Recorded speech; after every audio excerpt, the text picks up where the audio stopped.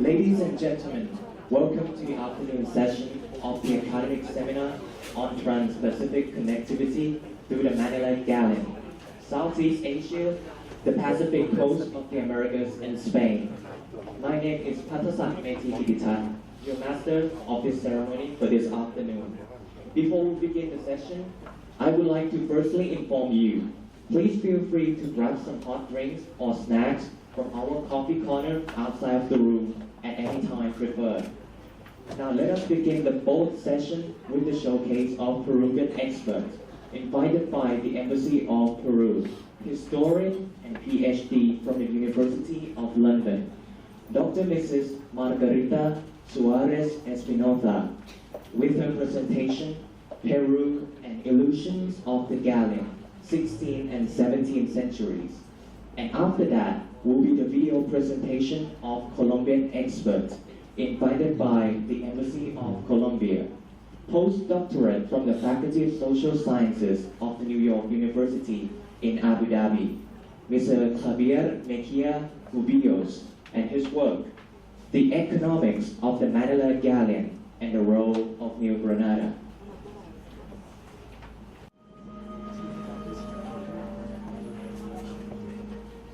From Lima.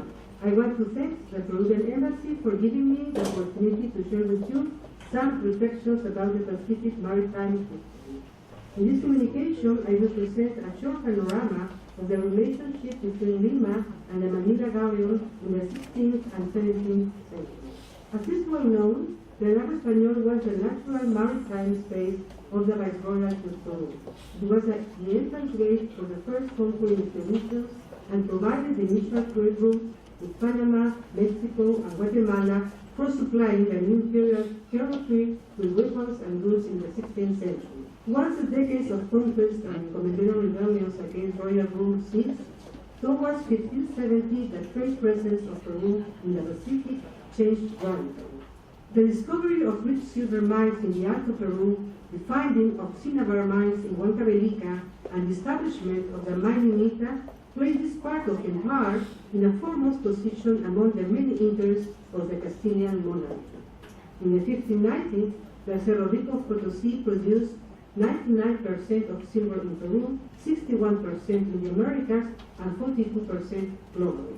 In this context, it was necessary to put in place fiscal and trade policies to channel the produce of such important metal source towards Spain. Regarding trade measures, the flota and galleon regime was established to connect Peru and Castile. Meanwhile, coastal trade routes were established to link several production centers with the flourishing Potosí market through Lima. While the Lima-Panama road was part of the trade system designed at the center of the Spanish Empire to extract the benefits from the Peruvian mines, there was much more to the Pacific than being just a link within the imperial Atlantic trade system. Notably, the Pacific Ocean connected Peru with Mexico, the Philippines, and more importantly yet with China, the world's most insatiable consumer of precious metals. Since the 16th century, Peruvian silver coins were much valued in world markets and were the preferred means of exchange between Castile, the rest of Europe, and Asia. For example, during the 16th and early 17th century, the gold-to-silver ratio in Canton was 1:5 or 1:7, compared with 1:12 or 1:14 in Spain. So, silver increased considerably in value as it reached Asia. In this light, it is not surprising that the desire to get hold of such a prize destination produced some bizarre and extravagant trade initiatives, besides geographical explorations from Peru. One of them was led by Gonzalo Ronquillo de Peñalosa, governor of the Philippines in the 1580s, who arrived in Peru as servant of the Viceroy Count of Nieva in 1560. Excited by the commercial success of Asian fabrics brought by the first galleon, he organized the expedition of the ship Nuestra Señora de la Cinta from Manila to Lima in 1581, supposedly to bring artillery to the Viceroy of Peru. As it turned out, the artillery shipment was a cover-up for a trade operation put together by an alliance between Manila stevedores and a select group of brokers in Peru comprising regidores, oidores, merchants, and servants to the Viceroy. Emboldened by such exploit, the Peruleros embarked to Manila, led by the new governor of the Philippines, Diego Ronquillo, Gonzalo's cousin, who in 1583 proposed the king to recruit soldiers in Chile, seek an alliance with Japan, and then conquer China with 8,000 men, sufficient, according to the imaginative Ronquillo, for controlling that territory. The center of the conquest enterprise would be the Viceroyate of Peru, considering, according to the same source, that the trip from Lima to Manila lasted only 80 days. However, the Peruleros, led by Jerónimo de Aliaga, had other plans. Once arrived in Manila on April 1584, they left for Macao 2 months later, and when the royal officials arrived, they were ready to depart to Peru. As was to be expected, Peru's direct trade with China and the Philippines was banned, and it was rational that, in spite it was necessary to keep the Philippines as territory under the influence of New Spain, under no circumstances should Peru allow its silver to flee to a land that was not even under the king's rule. Such restrictions of the Asian trade had implications for the commercial exchange between Mexico and Peru, which was limited and eventually banned altogether in 1624. Even so, for decades there was a clamor among the residents of Manila and Mexico in favor of trade with Peru. In 1589, Santiago de Vera, president of the Audiencia of the Philippines, underscored that as Chinese bronze was good and very cheap, it would be used to make artillery and export it to Mexico and Peru. The Philippines administration also insisted that they be allowed to send ships of a capacity of 400 tons or more to Lima in order to alleviate the situation of the local residents. Even the governor of the island, Luis de las Marinas, requested the king to send a 200-ton ship loaded with Chinese goods to help him pay his personal debt. In 1626, the governor of the Philippines, anxious about the Dutch state of the island, proposed the king to allow him to send to Peru 2 ships loaded with goods amounting to 500,000 pesos. The profits would then be divided into equal parts between the crown and the shipment investor. By the other hand, neither were the Mexicans keen to sever the Asia-Peru commercial links, as Peruvian silver fueled not only the exchange with the Far East, but also the Mexican trading activity in the cloud.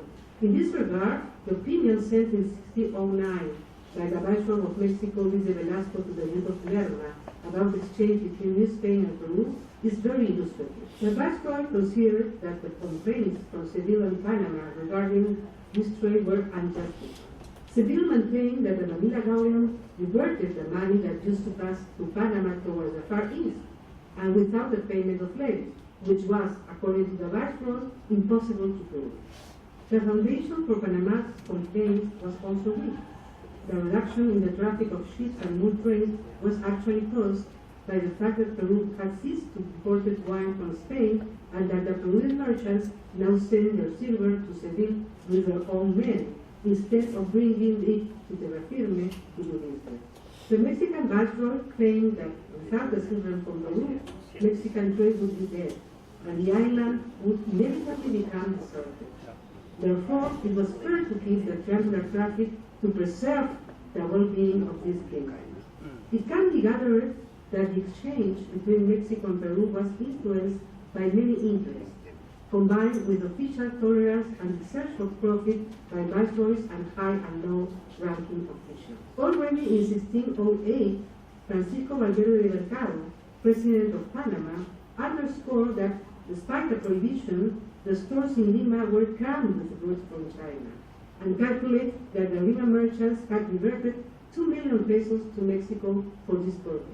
In 1610, the Cabildo of Panama envisaged an unpromising outlook, claiming that the prevailing trade conditions had reduced them to just movers of the merchandise bound for Peru. So, the Lima-Acapulco trade had driven the Panama market out of business, as more silver went to Mexico than to the Isthmus. Therefore, the absence of silver had ruined the Portobello affair. Moreover, the Peruvians had actually paralyzed the transactions at the fair.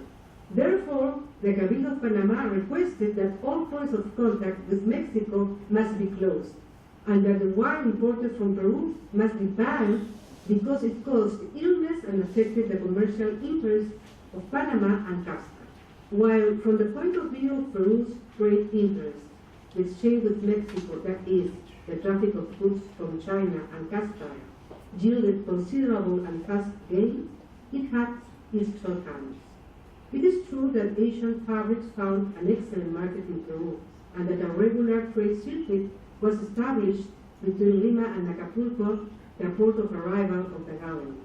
Since the launching of the Manila Galleon until the first 3 decades of the 17th century, the great merchants of Lima sent significant amounts of money to Mexico to buy Asian and European goods. The information about the exports to Mexico, based on notarial records from Lima from 1602, 1612, and 1629, show that more than $500,000 pesos were contained in each shipment authorized by the viceroy, figure very close to the legal amount. But unofficial sources mention amounts in the million of pesos. For their part, Mexican merchants invested heavily in commerce with the South and contribute to forming solid trade networks operating through brokers in both viceroyalties. Even direct incursions from Peru into the Philippines did not stop either. However, this traffic brought several problems. Some were to be expected, as the furious opposition of the civil consulate to the Asian trade or Panama's complaint against the diversion of flow of silver. Others, however, were unexpected, such as the saturation of the Peruvian market, which caused bankruptcies among merchants and public banks in Lima, or the open intervention of the viceroys in this lucrative business. For these reasons, when in 1634 the Peruvian-Spain trade was finally cancelled under pressure from the Andalusian consulate, Lima merchants were not overly disturbed. Some factions actually supported the provision, as the Lima businessmen had already established an efficient trade network within the Atlantic circuit. Besides, after all, the measure allowed them to better control the Asian trade, as goods would continue to flow to Mexico, Guatemala, and Tierra Firme. After the closure of official exchange with Mexico, Lima continued to export domestic goods to Central America, either because they were necessary for those regional economies or to cover up the smuggling of European or Asian fabrics. Peruvian ships continued to transport wine, cocoa from Guayaquil, and silver to Central America in exchange for tar, indigo, wood, and probably Chinese goods. A review of the Alojarifazo records from the Lima consulate leads little doubt that Peru, especially the Lima southern region of Ica, was Spanish America's leading producer of wine, and that this commodity was a strong engine of shipping activity at the port of Callao in the second half of the 17th century. In any case, the exact amount of Peruvian money that circulated in the Pacific or went to Asia remains unknown. Informal reports and newspapers from the time mention enormous amounts. Flynn and Giraldez calculate that close to 2 million pesos, mostly from Potosí, the main silver-producing center in the 17th century, were embarked annually from Mexico to Manila and continued travel to China. However, it is still not possible to know with certainty how these circuits operated and to what extent the wine trade was instrumental in the entrance of Transpacific fabrics into Central America in the second half of the century. Thank you very much.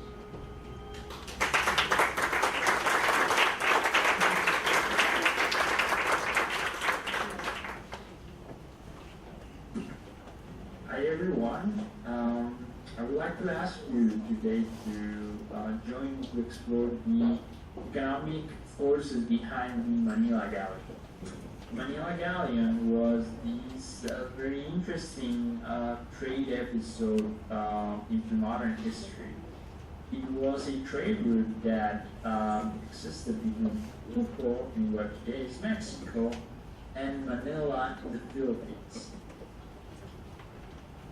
It was very interesting for at least two reasons. The first one is that it was a global activity. It was deeply connected with something called Carla Indias, which was the trade route between the Americas, the European colonies in America, and Europe, in particular talking about the Spanish Empire.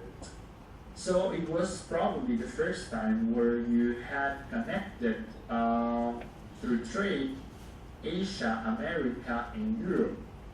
The second aspect that makes the Manila Galleon extremely interesting is that it was a real complex activity at different levels, and we're going to explore that. So let me start by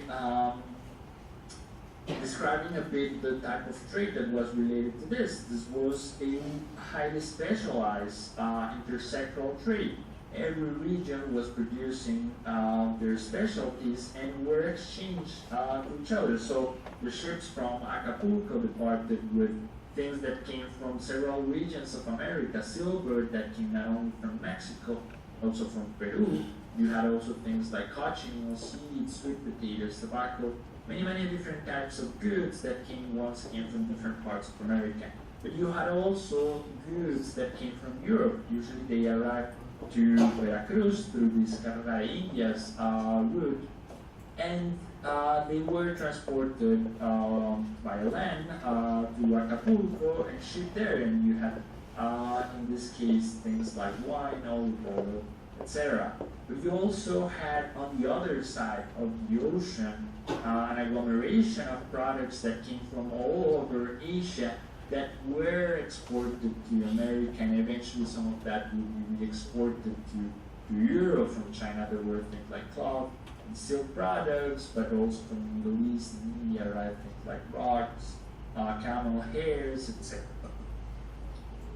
Now, I described to you that it was a highly complex activity in many different levels, but just imagine that the Pacific Ocean was this new space for Europeans recently discovered, and it implied like many different kinds of risks. So the operations were highly regulated, and they consisted in at least 4 ships sailing together at certain seasons of the year, both from Manila and Acapulco, and they had to face this 4-month journey, and they had to be escorted by an armed set of ships in order to protect them from pirates, but also from other global powers that were in war in different periods of time with the Spanish Empire.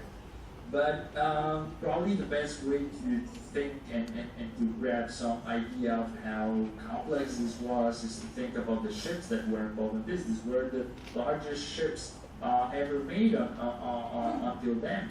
And to give you an idea, you can compare them with La Santa Maria, which was the largest ship in the first voyage of Columbus to America. And you can tell how these ships of the Manila Galleon were several times larger than La Santa Maria. So, for instance, you had a capacity of something like 2,000 tons, while La Santa Maria had not more than 150. Obviously, they could carry a much larger set of passengers, something like 500, while La Santa Maria had a crew of 39, and of course they were much larger. But how is possible that such a complex activity was developed in this period of time? Well, the thing is that it was a really profitable activity. And it was profitable because it implied the connection of the 2 most important markets of the moment, Western Europe and China. And it was profitable, but it was profitable because the conjuncture of the moment, which was really particular. So on the one hand, this was this market appetite on both of these markets for goods produced on the other side. So in Europe, there was this increasing interest in the exotic goods from Asia, like spices and stuff.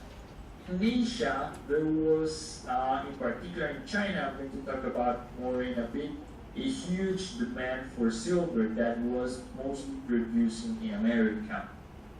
But it was not just a matter of this, it was also a matter of the institutional environment of the moment. So we were facing a very concrete geopolitical context in which Spain was expanding over the world. They had already conquered the most strategical locations of America. They had arrived also and controlled the Philippines, and the Ottoman Empire was located in Asia, in the Middle East in particular, and that was a constraint for trade routes that crossed the Levant and eventually reached Asia.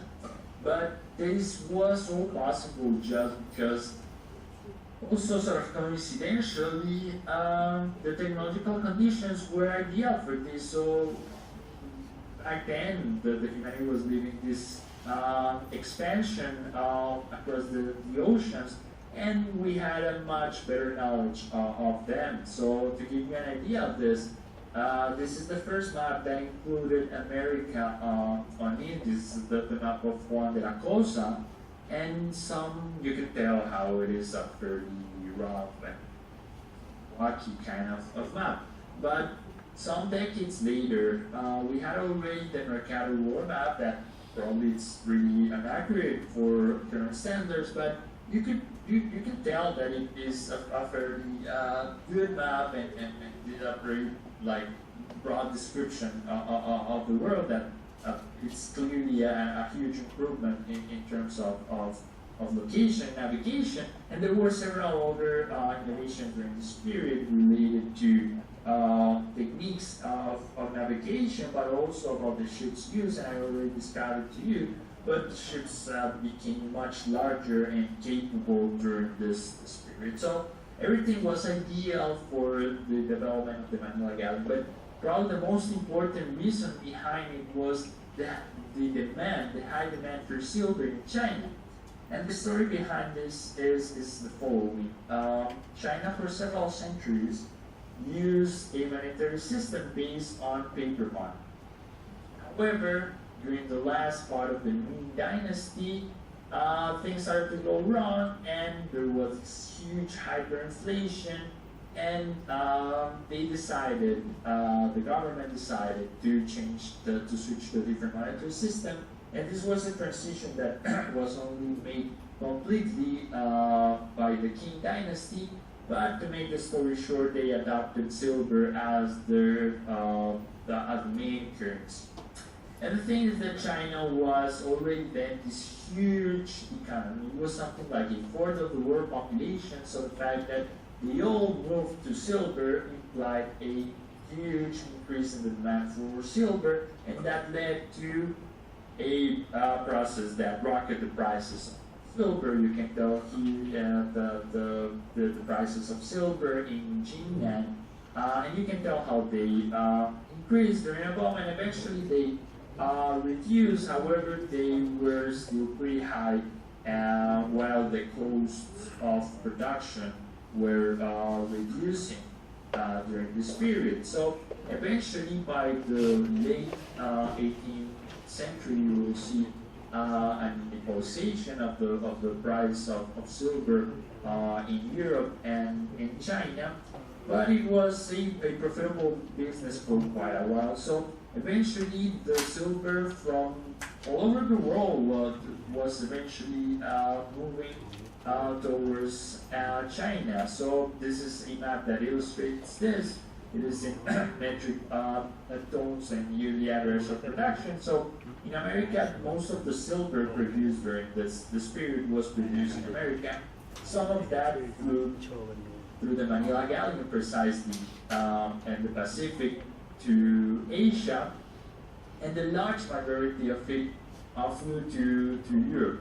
The thing is that most of that silver eventually arrived to China as well, through other routes, right? The Levant or the Cabo or the Baltic Sea route, and that was the big force behind the existence of the Manila Galleon. So I would like to end up exploring a particular case that shed some light on the uneven roles of different regions in the Manila Galleon, and that's why I would like to tell you about the New Canal, which was this jurisdiction that corresponds to what today is Colombia, Ecuador, Panama, and Venezuela, but you can imagine that it's basically Colombia because the particular frontiers of this jurisdiction change over time. And the fact that the issue here is that the role of the Manila Galleon was quite modest in the New Granada. So they were pretty much not involved in the Pacific part of trade, and it was probably limited to the import of silk goods that arrive actually not directly from Veracruz, but from Caracas. The reason why the role of the New Granada was so modest is related to several reasons. So one of them is that the New Granada was basically a population constructed over the mountains. These are Los Andes, and you can see how it divides when the mountains get to Colombia, and you see how the cities and the settlements created during the colonial period, the early colonial period, were limited pretty much to the mountainous regions. And the ones that were created in the coast were basically in the Atlantic coast. Notice that there are none of them in the Pacific, and one of the reasons for this are the geological and the geographical conditions of the Pacific in Colombia, which are quite different from the ones, let's say, in Peru and Chile. If you think about them like this sort of desertic kind of area, well, this is pretty much a huge forest that is quite different in a trade. And the transport costs subsisted for quite a long time. They didn't limit it to the interaction with the Pacific, but also with the Atlantic. And you can tell now how by the end of the independence, the end of the colonial period, the transport costs in Colombia were much higher than from any other place in Latin America. It was then not just expensive to import and export goods from the New Granada, but the thing is that the New Granada was also a very poor region during this whole period, so they didn't have the capacity to be like a huge market that received goods from the outside world. And finally, they were not in an economy based on silver. They were not large silver producers. They were great gold producer. Eventually, they would become the largest producers of gold by the early 19th century. But they didn't produce much silver if you compare it with what Peru or Mexico did, and that's part of why it was isolated from the Manila Galleon part. So the takeaway from this presentation would be that the Manila Galleon was this probably first experience of global trade, but it wasn't an even process. It was not a homogeneous thing where the whole world was connected. There were some central actors that guided the evolution of the trade patterns, which were basically China and Western Europe. There were some intermediaries like Mexico and the Philippines, and there were some regions that had a pretty weak role, part of the periphery. It would be great to have more studies on these issues, a really exciting topic. And in particular, I think, and I will ask you to get involved in long-term consequences of this trade. This is a really exciting topic. And please, that's pretty much it, right, me?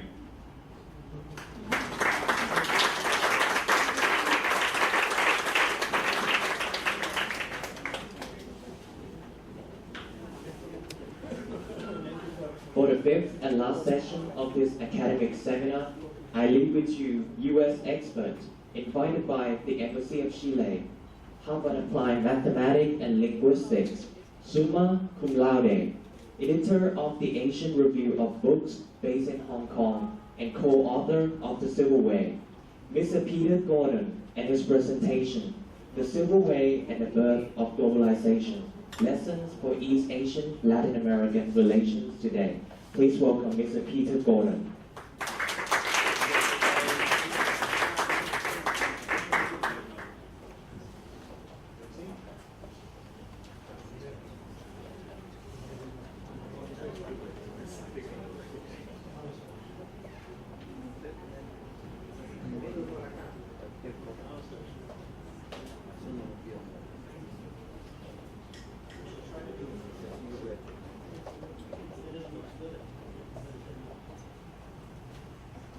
Okay. Well, thank you all very much for coming and for the kind invitation to be here. It has occurred to me that of all the speakers,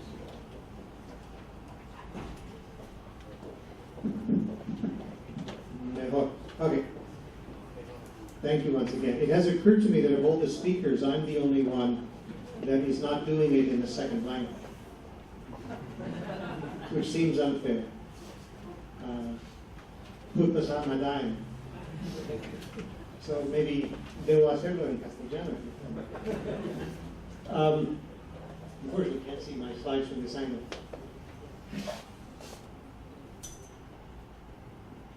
I'm always amazed when technology works. The Spanish trade routes, as we've discussed, were for the first time global. I'm going to go over here. I can't see what I'm doing.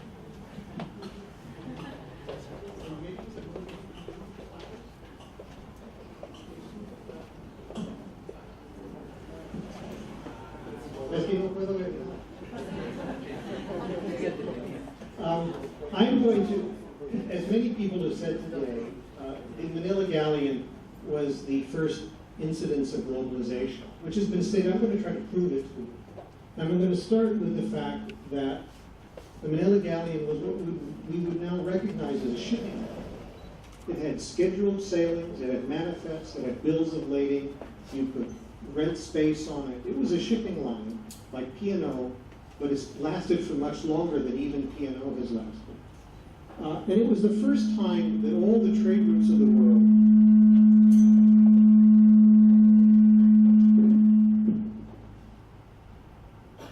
were bidirectional. This was the first time you could send goods on all the major trade routes in both directions. I think I should know. I'm a technology guy, but I was in software. The next thing that we really haven't spoken about too much is that the Manila Galleon brought about the first global currency. As many politicians from around the world still complain, China's willing to sell a lot of stuff, but it's not really willing to buy it. And this was realized as far back as 1570 by, at that time, the viceroy in Mexico. And there was a reason for this, actually. Sometimes it's said that China just wanted money, but it was in fact more complex than that. As has been said several times, China had moved to a silver-based economy. Today, we would say that their money supply was based on silver. And they needed silver to increase the money supply so they could grow their economy.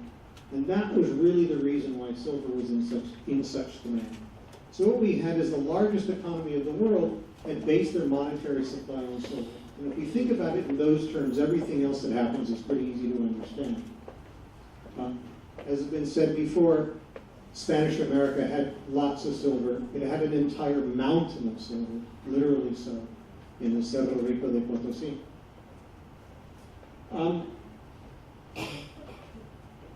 One of the results of this was global financial integration. One of the manifestations of this was that in China at the time, gold was not considered currency. Gold was just a precious metal. And the exchange rate for gold against silver was very, very different in China than it was in Europe. And this was recognized way back in 1609 when this writer pointed out the exchange rate differences. Today, we would call this exchange rate arbitrage. And this is exactly what was going on at the time. That we sometimes think that people made their money by buying and selling goods through the Manila Galleon. Well, a lot of it was, in fact, taking gold from Europe or Latin America. Sorry, taking gold to buy silver, taking the silver to China, and then effectively buying gold. Whether it was in the form of silk or it was in the form of something else, effectively it was exchange rate arbitrage. As you can see, the profits were tremendous, even without any goods in it. One of the other things that happened was because China was relying on silver for its money supply, when the supply was broken, because one of the galleons went down, China would suffer what we would call today a money supply shock. This has been expressed today as people being unable to pay their taxes, or people being unable to pay salaries, but it was really a shortage of currency. The goods were still in the warehouses, China was still rich, but they didn't have the specie with which to pay. And in modern economic terms, we would call that a money supply shock. There's a certain coincidence between 3 of the galleons going down in the early part of the 17th century and the fall of the Ming Dynasty. One has to be very careful about the causality here, but there were certainly reports of people having difficulty paying their taxes because of the lack of silver. This was really the first time in the world when economic shocks of this kind could travel the entire globe. But now I'm going to talk about currency. This is the original piece of 8, Real de Ocho. These were effectively handmade. It was an ingot of silver which was cut into pieces, and then, as you see, effectively hand-stamped. The purity was very standardized. The weight was very standardized. There was no problem with standardization. But you can see a small problem with using this as money. And one of the problems is that if you were to take scissors and cut a little bit of the silver off the edge and put it in your pocket, these coins would get smaller and smaller and smaller, which is precisely what happened. Well, in 1732, there was a technological innovation, fintech existed then too, when the Spanish crown mandated the minting of what are known as mill dollars in Mexico. These were done with hydraulic machines that looked like coins, but the main thing about them was what we would now call anti-fraud elements around the edge. You can see it had a raised edge and a serrated edge, and actually had a pattern around the side. So if you were to take your scissors and clip a bit off, people knew. And so for the first time, there was a currency that could be, everyone around the world could accept as being standardized. And that's exactly what happened. A little bit later on, they mandated that the king, the emperor's head, the king's head be put on the coins. Now, the Chinese couldn't tell the difference between one king and another, but it kind of looked like the Buddha. So they were known as Buddha head dollars in Chinese. And they would tell the difference between them. You see, this is Charles IV. You can see the 4 strokes. In China, these were known as sangong or sigong, 3-stroke or 4-stroke coins. That was the way they told the difference between them. Now, the US dollar is exactly the same thing. And in fact, these coins, the Spanish dollars and then the Mexican dollars, were legal tender in the United States up until well into the 19th century. The US dollar is derived from the abbreviation for peso, because as they wrote it more and more quickly, it came to look like that. That's the latest theory of where the US dollar sign comes from. And for the Americans in the room, I may be the only one, when I was growing up, 2 bits meant 25 cents. It's because in the early time of the United States, they didn't have change. And so they used to take the piece of 8 and cut it into 8 pieces, and that was what the change was. So 25 cents, if you go to old movies with Humphrey Bogart, and they talk about 2 bits, it's 2 bits. 2 bits of the coin, that's where the word comes from. We still use it in English. And also, the New York Stock Exchange was quoting in 8s until the 1980s. It's, again, a legacy from the old Spanish dollar. We'll see how long these things last. The Mexican Eagle peso, the Mexican dollar, is exactly the same coin. There was huge demand in Asia for these coins, which Mexico then supplied. Prices in Hong Kong and China well into the 20th century were quoted in dollars max. This was the coin that was used. Turn it on. In the second half of the 19th century, if you wanted to do trade in China, you needed Mexican dollars. There was an American trade dollar, it wasn't accepted. Other people tried, weren't accepted. And the traders in California used to complain that it cost them more in gold. They had to pay over the exchange rate in order to get Mexican dollars. A Mexican dollar was worth more than its metal value. If you melted it down, it was worth about 12% less than it was in coin form. the Mexican government was able to charge an excise tax of up to 12% on the coins. Now, this always struck me as a very interesting fact, because we now think today that if you want to be the global currency, it's because you have the greatest political and commercial footprint. But in the second half of the 19th century, Mexico had neither. Neither had a very large commercial footprint nor a very large political footprint. In fact, both of them were rather small. What they did have was the best coin in the world. It was the most standardized, it was the most accepted, it had the highest liquidity, and that's why it sold at for a premium. The British traders decided they didn't like this situation very much, and so petitioned the British government to please have a Hong Kong dollar, which the British government tried in 1860, and they founded a mint in Hong Kong to mint Hong Kong dollars. This is the first one. It's exactly the same coin as the Mexican dollar, same size, same shape, same weight. Didn't work out very well. The mint went bust in 2 years. They lost 440,000 Hong Kong dollars. Jardine Matheson bought the equipment, sold it to Japan, where it was used to mint the first yen coin. The Chinese yuan is the same coin. And what's interesting is both yuan and yen mean round. Okay? And you say, okay, well, what does that prove? It doesn't really prove anything. But what it indicates is that in Western countries, money has always been round. But in Asia, money has not always been round. In fact, it rarely has been round.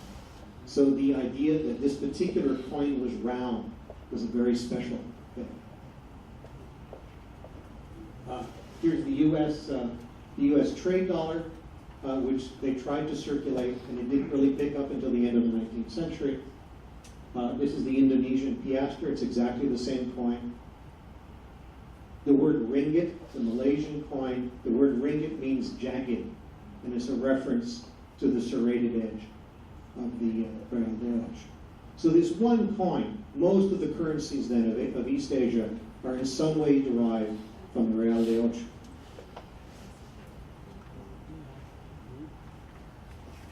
So I would like to argue that this really is the birth of globalization. For the first time, there's truly global trade. All the trade routes are bidirectional. We have a shipping line. We have global financial integration through the medium of silver. We have a global currency in the Spanish-Mexican peso. And as my co-author mentioned, we have a world city in the case of Mexico.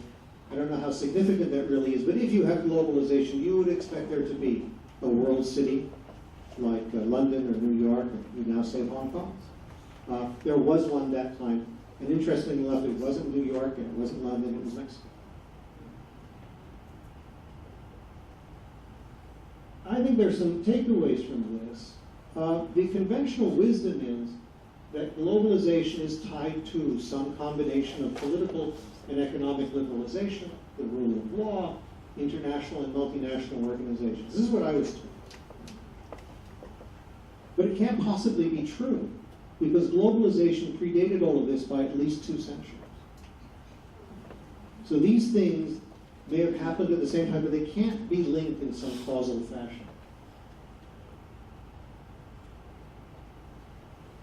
So this is an interesting question, because you've been following Asia for a long time.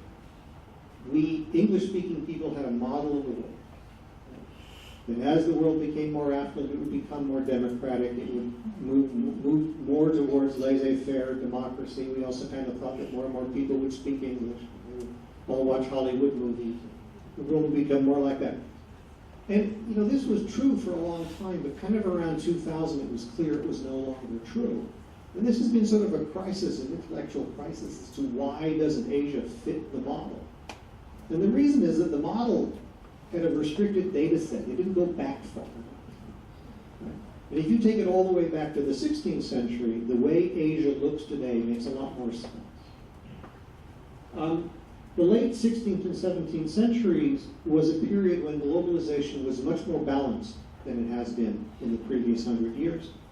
It was also a time that another historian, Nara, had called a period of unstable equilibrium. That is, there was an equilibrium, but it was one that changed, and there were some elbows being thrown, and people would push each other a bit. And it's possible that the 21st century might look a lot more like, say, the 17th century than the last few years of the 19th century, or the last few years of the 20th century, which is what people were projecting, or even worse, God forbid, that it looked like the middle part of the 19th century, which would be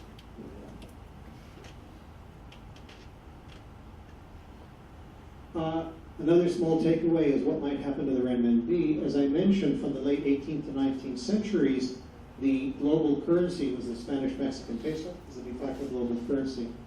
But this was not due to trade or political dominance, it was due to liquidity and the quality of the coin that established the standard. So it is not necessarily the case that if China would overtake the United States as the world's largest economy, that the dollar would necessarily cede its place in world finance to the renminbi. There's some other takeaways, I think, for international relations. When we first started to think about this idea, it sounds a lot better in Spanish than it does in English. The Ruta de la Plata, what we call the Silver Way, sounds a lot like the Silk Road. It's the same idea. Now, I think you can argue that the Silver Way was the successor to the Silk Road after the latter was cut off in 1453 with the fall of Constantinople. That's what cut off the trade in spices and what was basically forced the Portuguese and the Spanish to look for alternate supplies. Now, the historical Silk Road paradigm has been used as a sort of a historical model for China to develop its Belt and Road Initiative. That is the way it's sort of structuring its thinking. And it occurred to us that what we call La Ruta de la Plata, the Silver Way, can be used in the same way to structure relations between China or East Asia as a whole and Latin America. China, I won't claim causality here, but 2 months after we published our book, the Chinese embassy in Manila made a statement that the Manila Galleon was part of the maritime Silk Road. Maybe coincidence, we don't know. Probably coincidence. And then very, very soon after that, a similar announcement was made, a statement that they thought that the Manila Galleon formed basis for thinking about how the Belt and Road Initiative can be extended into Latin. So clearly, there's this thinking going on, this use of this historical thing as a paradigm for the development of relations today.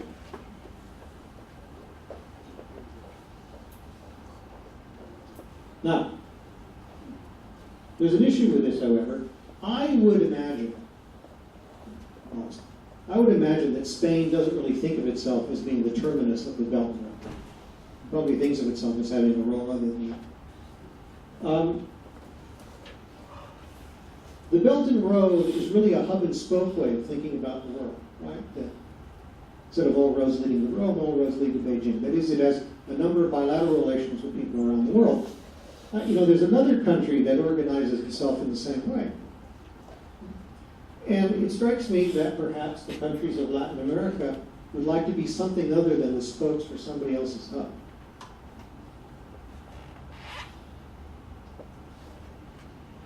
Well, an idea we thought of is what we're calling mesh networks. The European Union is a mesh network. You've got all these countries, and they all connect with each other in various degrees of strength. There's no one head to it. There's no hub. ASEAN is another, what I would call mesh network, exactly the same. This is not a hub and spoke arrangement. This is countries, all of whom have relationships with each other. I would argue that the countries of the Silver Way form another mesh network of this kind. And it's a very interesting and special mesh network because it has nodes that it shares with the European Union through Spain, and another node that it shares with ASEAN through the Philippines. So this is a way, if you like, of connecting the countries of Latin America with Spain and the Philippines, and through those two to Europe and ASEAN as a whole. And I think this may be just about my final point. You might ask the question, are the world's countries best served by hub and spoke networks, a small number of them, maybe one based around the United States, other based around China, or rather by a number of interconnected and flexible mesh networks, right, where each countries are working out their own relations with all the others. The countries of the Silver Way map very, very closely onto what we call El Mundo Hispano.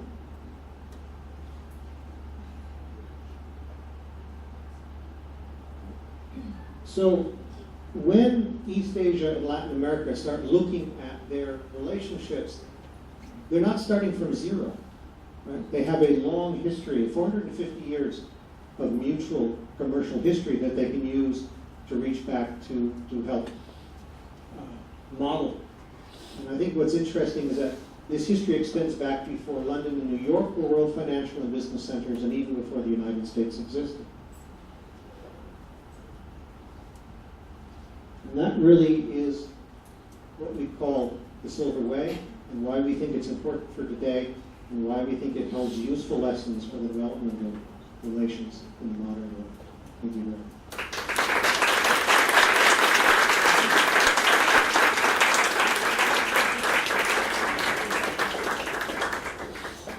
Thank you very much, Mr. Gordon, for your presentation.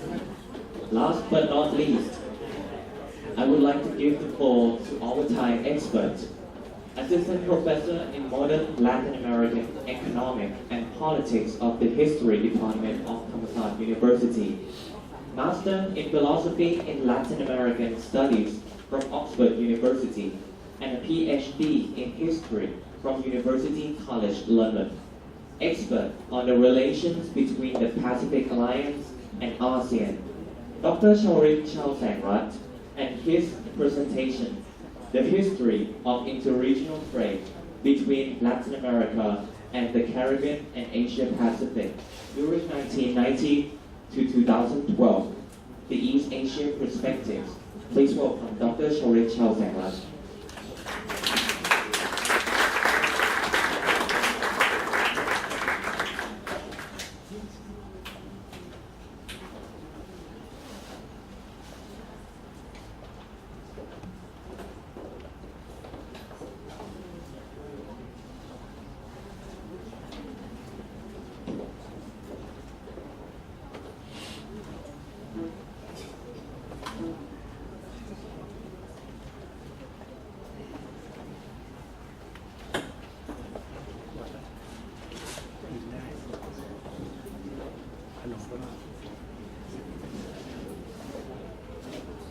Hello. Yeah. Good afternoon, everybody. Thank you very much for inviting me for this basic presentation. We have talked so far about the history of Manila Galleon, and now we turn to about economic dimension of the East Asia and Latin America. So today I will present my presentation about the international economic cooperation between Latin America and Asia, the East Asian perspective.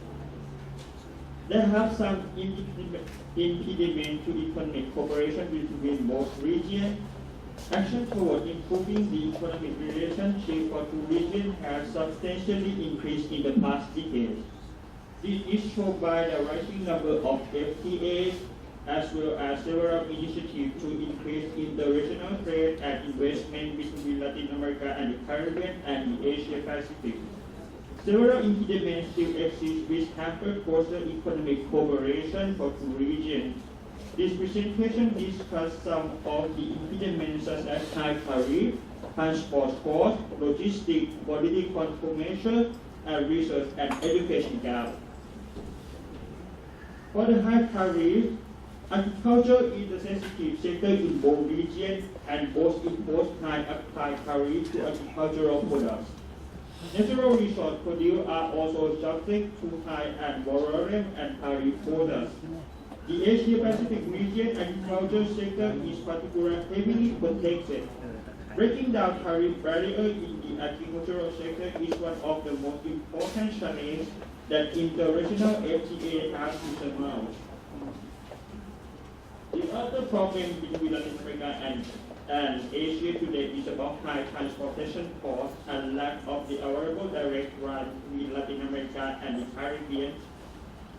For example, last year I went to Peru for the conference.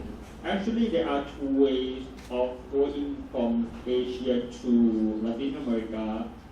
First, via the US, but I didn't want to go there because I don't want to have the burden of applying for the visa, US visa. The second one is going back to Europe. And the last one, can you guess how can I go there? Via New Zealand. I have to fly from here, from Bangkok to Australia, to New Zealand, to Santiago de Chile, and then arrive in Lima. It makes about only a day. So it's very far from Latin America and Asia. How about to have a direct flight? Actually, we used to have a direct flight from Southeast Asia to Argentina with Malaysian Airlines, but it's no longer applied anymore for Malaysian Airlines from Kuala Lumpur to Buenos Aires. High flight costs to Latin America are a disadvantage for increasing the economic partnership with the Asia and Pacific region. Lack of maritime transport connection is one of the major trading barriers between the two regions and could limit potential growth. The maritime connection between the two regions are not yet adequate developed. Unlike other maritime routes in several regions, direct lines between Latin America and the Asia-Pacific region are available only to and from Chilean ports, while in the rest of the region, several stops must be made in South Africa or other South American countries before setting course to Asia. The other problem to be Latin America and Asia trade is about why Latin American and Caribbean countries still have some catching up to do to improve their trade logistics and infrastructure. Improvement can be seen in its performance in the 2016 World Bank Logistics Performance Index or LPI. The region in general have better LPI score than lower middle income countries. Chile, Brazil, Mexico, Argentina, Peru, and Colombia also perform strongly in individual LPI indicators and overall LPI score. The rest of Latin American countries, however, still need to improve trade facilitation measures such as custom procedure, quality of port infrastructure, and large shipping connectivity. In the Asia-Pacific region, Myanmar, Cambodia, Laos, Indonesia, Vietnam, and the Philippines were identified to have relatively low LPI ranking and need to work on improving custom efficiency and infrastructure. About the quality control. China and Japan account for 74% of all the quality measure or ISO issued in the two regions in 2016. China in particular acquired the most number of ISO certifications at 62%. Latin America, on the other hand, only acquired 8.2% of total ISO certifications. Brazil and Colombia scored the highest in terms of number of certificates, while quality control measures are not necessarily obligatory. ISO certification is influential in determining competitiveness and influencing buying decisions of customers. Number of ISO certifications can also help attract foreign investors to invest or create a joint venture with local companies whose standards meet international criteria. And the most important thing is about research and development spending. Compared to research and development or R&D spending in Japan and the newly industrial economies, Latin America falls far behind. East Asia and the Pacific as a whole have more than 722 researchers engaged in R&D per billion people, while when including Australia and New Zealand, while Latin America only has 256. However, for some aspects of R&D, Latin America far better than the ASEAN country. For instance, Argentina far better than ASEAN in terms of getting to resident, and Argentina, Chile, Uruguay, Mexico, and Brazil have more researchers engaged in R&D compared to ASEAN member countries. About education. Asian countries, with exception of Thailand and Indonesia, consistently rank higher in the program for international student assignment or PISA. So that means we have, for Thai people, we need to improve our standard of education because we are very low in terms of the PISA survey. and we are very, sometimes that we consider about that. PISA survey is in full skill in science, mathematics, and reading. PISA survey covers almost 90% of the world economy in assessing the knowledge and skill of students in 3 areas. In contrast, Latin America falls far behind, ranking around with Middle East and Eastern Europe. So I come to my conclusion about the international relation of trade between Latin America and Asia. While geographic proximity is important in establishing economic relations, in a globalized world, it no longer stands as a primary factor for countries of region to engage in closer economic cooperation. The commitment to create an environment conducive for economic growth and development is just as essential, if not more essential, than physical proximity when engaging in regional cooperation. Asia and the Pacific and Latin America and the Caribbean region are geographically far and has not had strong trade relationship in the past. It is surely changing the past decade, as shown by the increased number of FTA and the growing trade and FDI link between the two regions. However, there are still many things that need to be done before the Asia and Pacific region and Latin America and the Caribbean can engage in a meaningful economic partnership. Gap and bottleneck exist that must be addressed. The two regions are characterized by structure and policy difference. Production structure and export capacity are very different. Bi-regional economic links have remained weak and have shown little diversification as inter-industry trade still account for most of the trade flow, with the Asia and Pacific region exporting manufacturers and Latin America exporting primary commodity to the Asia and Pacific region.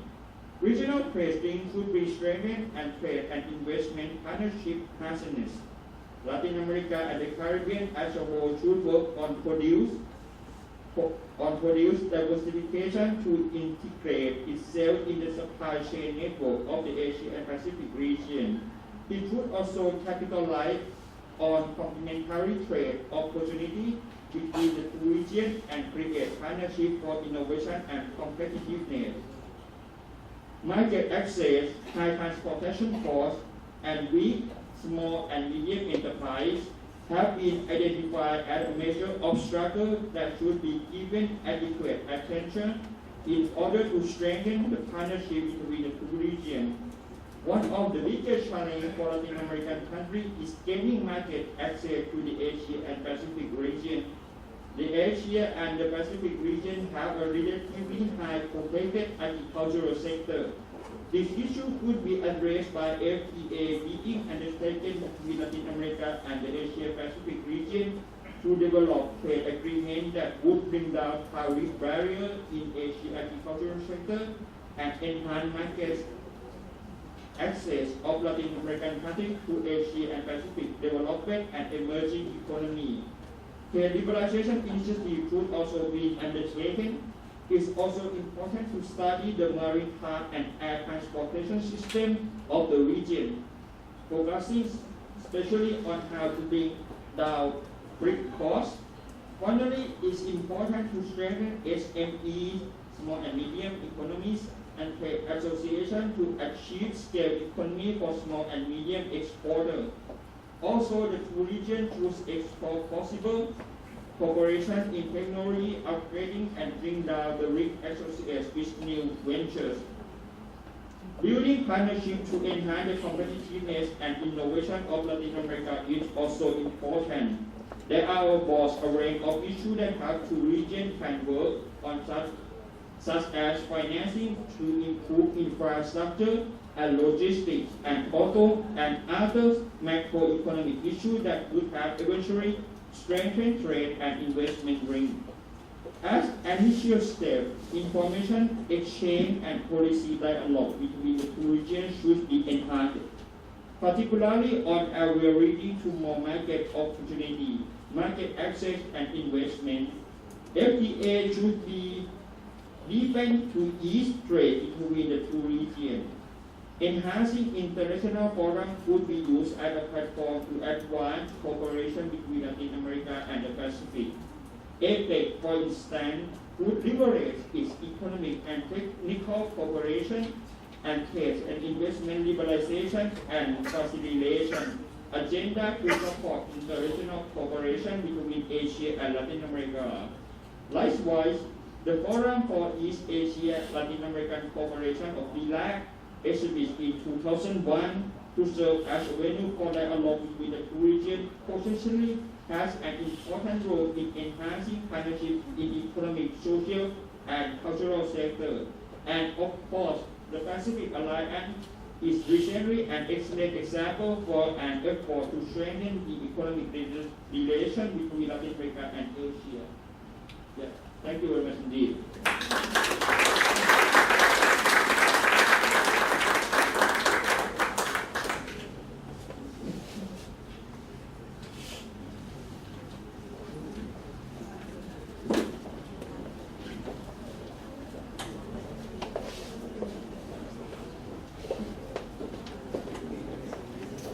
Thank you very much, Dr. Chao Sang-rat.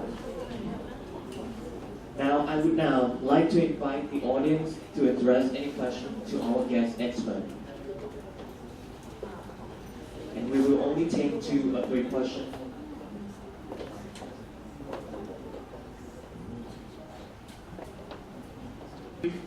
It's regarding the last presentation. I would suggest this as a simple citizen of a Latin American country to include as in exchanges between, in the case, ASEAN and the Pacific Alliance, to have a system of scholarships. In the Pacific Alliance, there is a scholarship system in which there are 300 scholarships per country, which, for instance, Chileans go to study to Peru, Peruvians go to Chile, Colombia, Mexico. It is a fact that when you have a network of people studying, relationships start, you have business opportunities, you know more each other. So I think it's a pending issue to have something between ASEAN and the Pacific Alliance. Perhaps APEC in Chile could be a forum where this can be discussed more in depth. Thank you. The exchanges of culture, heritage, economic, trade, and even financial. And I wanted to ask both of you whether there has been some exchanges related to the values, I don't know, human rights. I know that a lot of things is, happening in Latin America, where it has been a pioneer region for, civic movements, or access to public information, those kind of things. And is there any way of using this galleon trade to promote some of the values, universal values in these regions? Thank you very much for both questions. Let me begin with my experience as a lecturer at the university. Yes, we have a scholarship provided by Thammasat University to be an exchange student in Mexico. So, but however, unfortunately, we don't have any student to apply for because we are afraid of the kind of what happening in Mexico. But the scholarship is available. And also, we also have, in terms of Colombia, Thammasat University has an MOU with the university in Colombia. So we are going to have a kind of student, exchange student and exchange scholar in the near future. About the experience of sharing of personal value from Latin America to Asia, what we have done in Thammasat University, I don't know about the other university, maybe the colleague for other university can answer it for me, because we have a kind of language corner. That means not only we invite the guests from East Embassy, Peru Embassy, Colombian Embassy, talk about what's happening in Latin America at that time. Look like we are going to have the movie talking about the part of the peace negotiation in Colombia at the end of this month. And then we also have many kind of variety of like sometimes we have a kind of presentation from Cuban embassy talking about the life of change. So, and then we have a colleague that translate the book of the Che family. So that means we try to bring kind of the value and the resource on Latin America to Thailand in terms of Thammasat University. Maybe my colleague from the other university can share what is going on with your own university as well. Yeah, there are colleagues from Chulalongkorn, from Lampang that can share what is going on in terms of. Yeah. Do you guys want to share? I'll,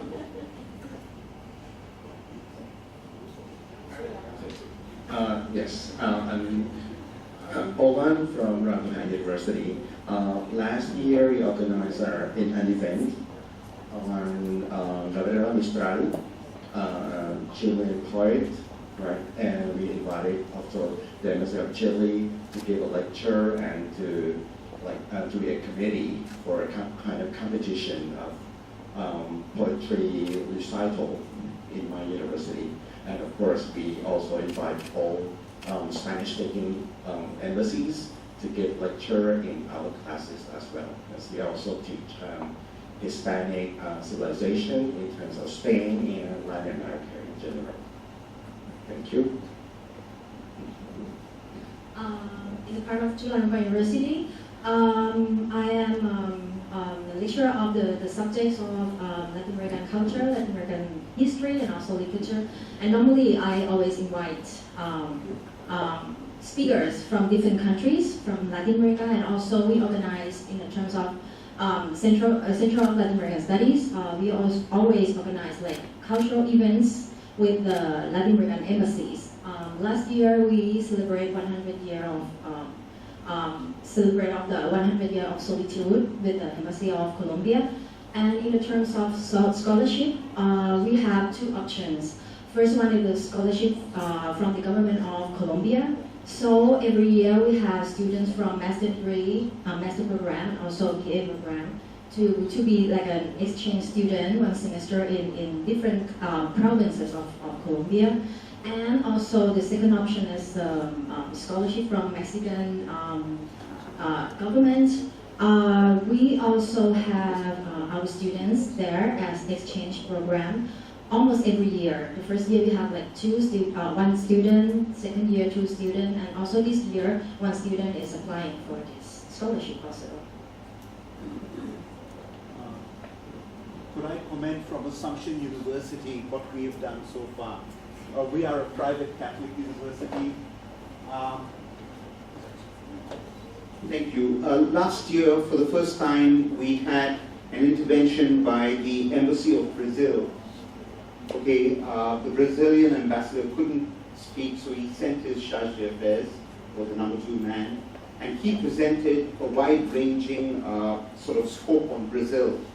And we followed that up by the Day of Brazil.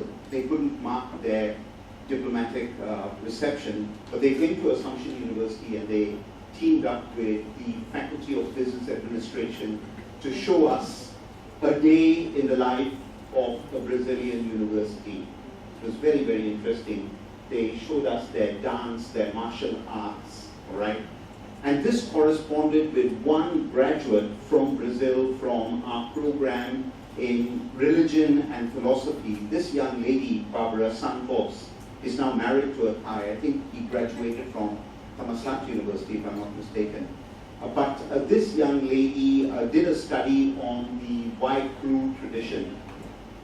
And I linked her with Ajahn Chirapat from Silpakorn University, and she studied the deeper implications of the white crew ceremony. I actually got her to conduct a white crew ceremony for study abroad students from the United States of America. Okay, so it was a very, very interesting dialogue that came out of that. But more recently, Her Excellency Mary Jo from the Philippines was the featured speaker at a Speaker of the Month for the Graduate School of Business. And I can assure you that relations between Assumption University and the Philippines is very strong, because I think, as of the present, we have the highest number of Filipino students at the university. The Nation television channel ran a story on that, I think, about a year ago. Okay, so that's one dimension. And the second is that we have the largest number of Filipino teachers imparting knowledge such as mathematics, business administration, English. All right. So what I would say is this, that there is a paradigm of that new Galleon connectivity, but this time through the human development focus, which I think is very, very important. And what makes that human development focus is the culture, it's the people, it's the interaction that will, I think, do better than even the Silk Road or the silver trading policies. If we connect people to people, then the world will become a better place. Thank you.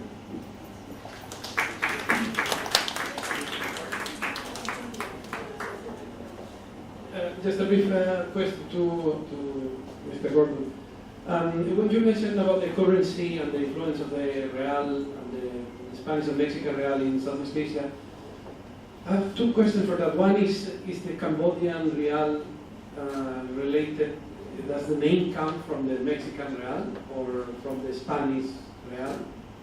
And the second question is, I remember seeing coins, Mexican reales, coin re-stamped in the Philippines with Ferdinand VII on top.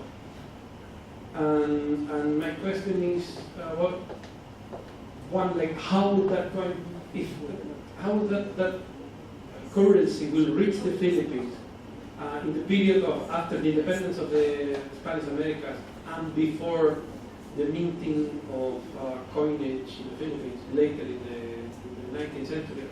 How were that Mexican coins making it into the Philippine market? And if so, do you think that the re-stamping was, as I was told by a collector, that the Spanish were trying to prevent the spread of Republican ideas by covering the symbol, the Republican symbols of the Mexican coins with the Ferdinand VII and the crown? Those are two terrific questions, and I don't know the answer to them. I haven't a clue. I do know that the won, the Korean won, is exactly the same point. It also means round. The answer is I don't really know where the Cambodian, even the Thai currencies are based, whether they might be based on the same standard. With regard to overstamping, I know much less about the Philippines than I wish I did.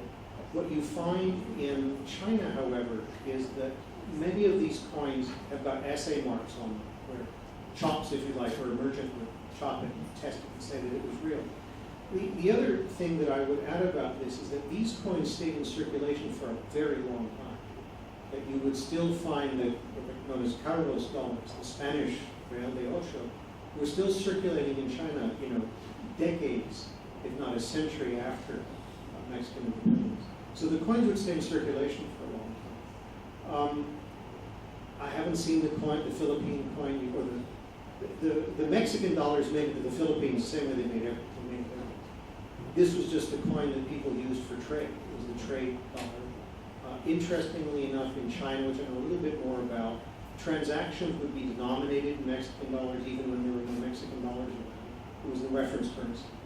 And the people would kind of take silver, some other coinage, transfer it into this, and transfer it back out in some sort of virtual way. It was just the reference currency. So it wouldn't be surprising that they would end up in the Philippines for the same reason, just a coin that everybody accepted. It's not unusual in history where people would overstamp coins or overstamp postage stamps for political reasons. And so the explanation you gave sounds perfectly reasonable to me. It wouldn't surprise me in the least, but actually I don't really know. I guess the last thing I would say is it certainly was true that every single trading power was trying to introduce their own currency by the second half of the 19th century. The French tried, the English tried, the Americans tried, and what was interesting is they basically all failed until the very end of the 19th century. The Mexican dollar really held its own until almost the end of the 19th century, which from a perspective of monetary history is an interesting. It was finding its way through, I guess, the whaling ships, and after Commodore Perry opens the trade with Japan, because otherwise, how will the currency find its way? I'm talking after 1820 or 1824. It will be through whaling ships, I'm guessing. Well, but everybody was trading with China at that point. I mean, one of the things, or the other speakers talked about, the last one from Colombia, is why the Manila Galleon in the end ended. I mean, if it was such a great business, why did it stop in 1815? And there were several reasons why, but one was, by that time there was a lot of competition. The Americans were trading directly with Canton, there were clipper ships going directly. The British at that point were trading directly with China. So there was no longer even a de jure monopoly. And so all of these people that were trading with China, which was the main market, they needed Mexican dollars because that was what the Chinese took. And it was around 1850 that the major Chinese Hongs got together and said, we're going to accept the Mexican dollar. It's now basically legal tender. We accept it. That's it. And from that point on, if you didn't have Mexican dollars, you couldn't trade. So when a currency becomes that much accepted in the largest market, it will, of course, find its way into all the other peripheral markets because the Philippines were trading with the same people as the Americans and everyone else. So they were basically becoming with the traders from America, the traders from Europe, because they needed this coin. Because if you wanted to buy something from China and you didn't have Mexican dollars, they wouldn't sell it.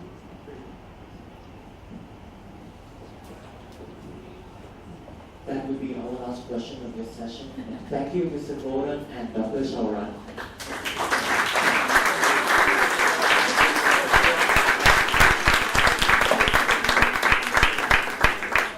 And with that, we have come to an official closure to the academic seminar on Trans-Pacific connectivity through the Manila Galleon, Southeast Asia, the Pacific coast of the Americas, and Spain.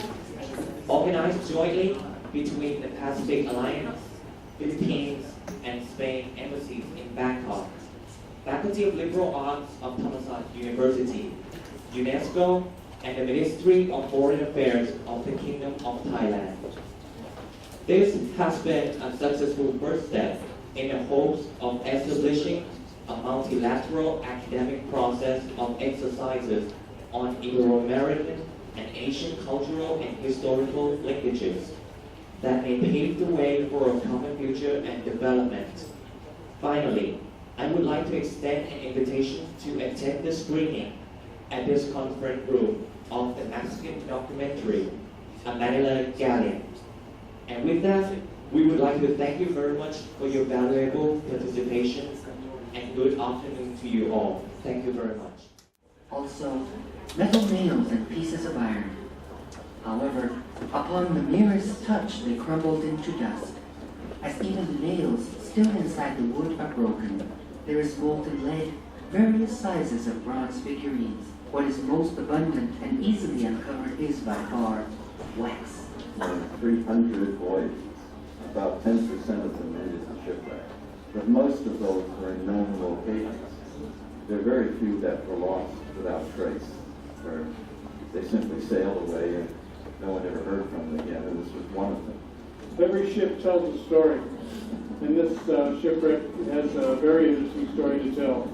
It disappeared from the pages of history as far as we know, and it ended up here.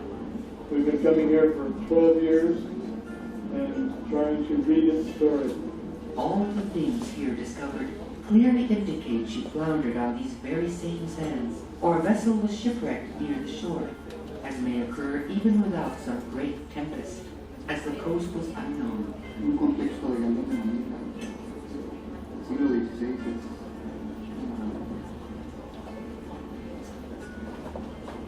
prolífico de la Manila.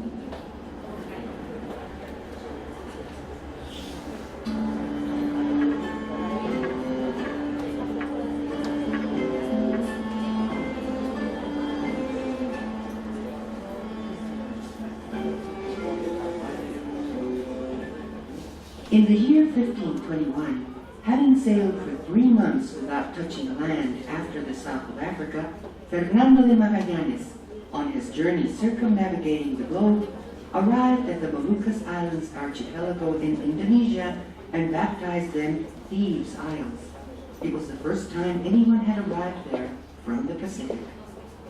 At that time, the Mexica Empire succumbed to the Spanish invaders, thus opening the possibility of commercial ties with the Pacific Islands by way of a shorter route. Pues vamos a ir a un punto, el punto clasificado de la costa de California Norte. Se han localizado restos de lo que fue un galeón de Manila del 1504 al siglo XVI, donde principalmente entre las conchas y la arena aparecen tiestos de porcelana china y otros objetos también parte de este cargamento del galeón de Manila, así como restos estructurales del buque en sí.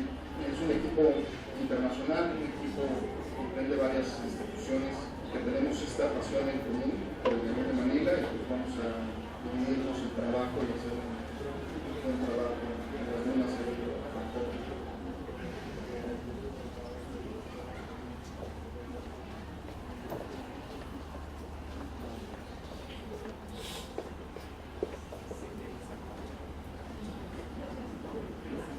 You see this long coast around the island. That is going to be the site. 8 kilometers. Hola, mi nombre es Clayton y mi trabajo aquí a la playa es soy jefe de la panga. Yo cheque la panga, motor y todo, chalecos, para seguro de los científicos, para paseo a las islas y las playas.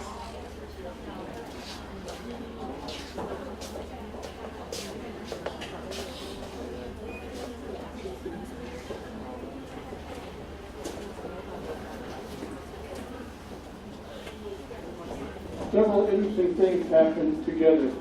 A prehistoric archaeologist found some porcelain shards in the Native American site in the interior of this area. At the same time, there was a publication of a book that included a photograph of the beachcombers who had been here in Southeast Portland. 15 años ayer, cuando yo caminaba a las Islas Lunas y busco por cosas, yo encuentro un platito de porcelana y hay figuras de dragón. Y yo pienso, ¿qué es? No es muy profesional. Y yo pensé es basura de barcas de japoneses pescadores. Y cuando yo regreso al norte, hay un amigo científico y yo dice, señor, mira, yo encuentro este platito a las dunas. Y mi amigo científico dice, piensen, rosa, posible 1000 años viejo. No, dice, sí, por favor, en el correo, fotos del platito. Ok, hay fotos, correo, a mi amigo, poco más tiempo, hay un periódico con mis fotos.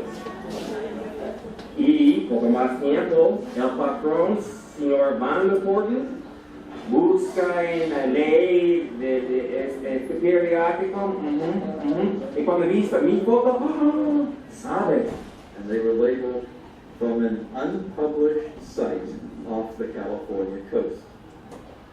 My wife was looking at the book and she saw this page and she showed it to me and she said, "What's this?" And I said, "There's no such thing." Well, obviously there was something.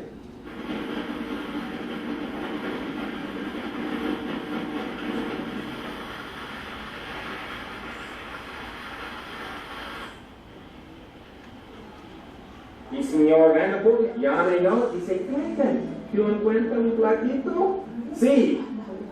Yo quiero vista, por favor. Ok. Llega. Pocos días más, el señor llega con la esposa. And over time, we were able to make contact with these people who had found these sharks, and they were beachcombers from Alta California. There were people who came here just to enjoy the scenery and the fish and the ocean, and drink some beer, and just have a very good time.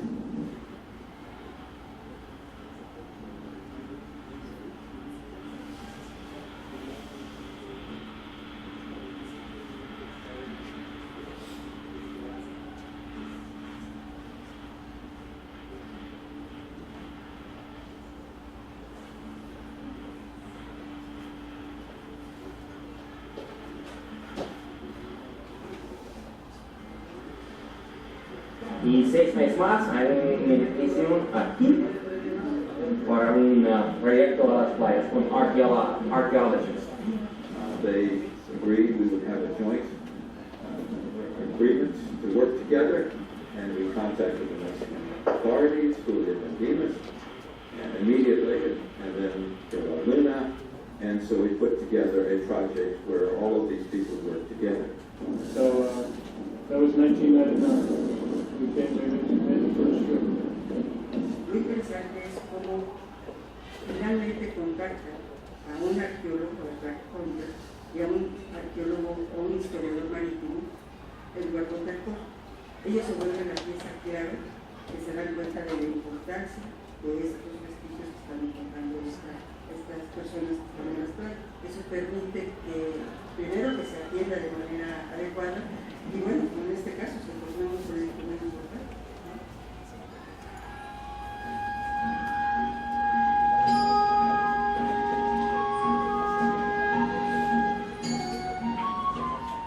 Seagoing adventurers thus began to reveal the secrets within the Pacific currents and delved into their mystery.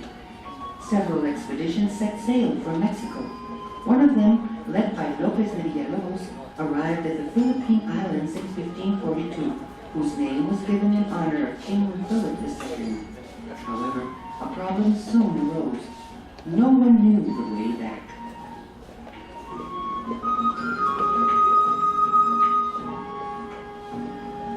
As they navigated to the area, they took advantage of the Ecuadorian currents to the Mariana Islands, at the time known as Thieves' Isles, used as a way station to stock up on food and water, in order to continue voyages toward the Philippine Islands.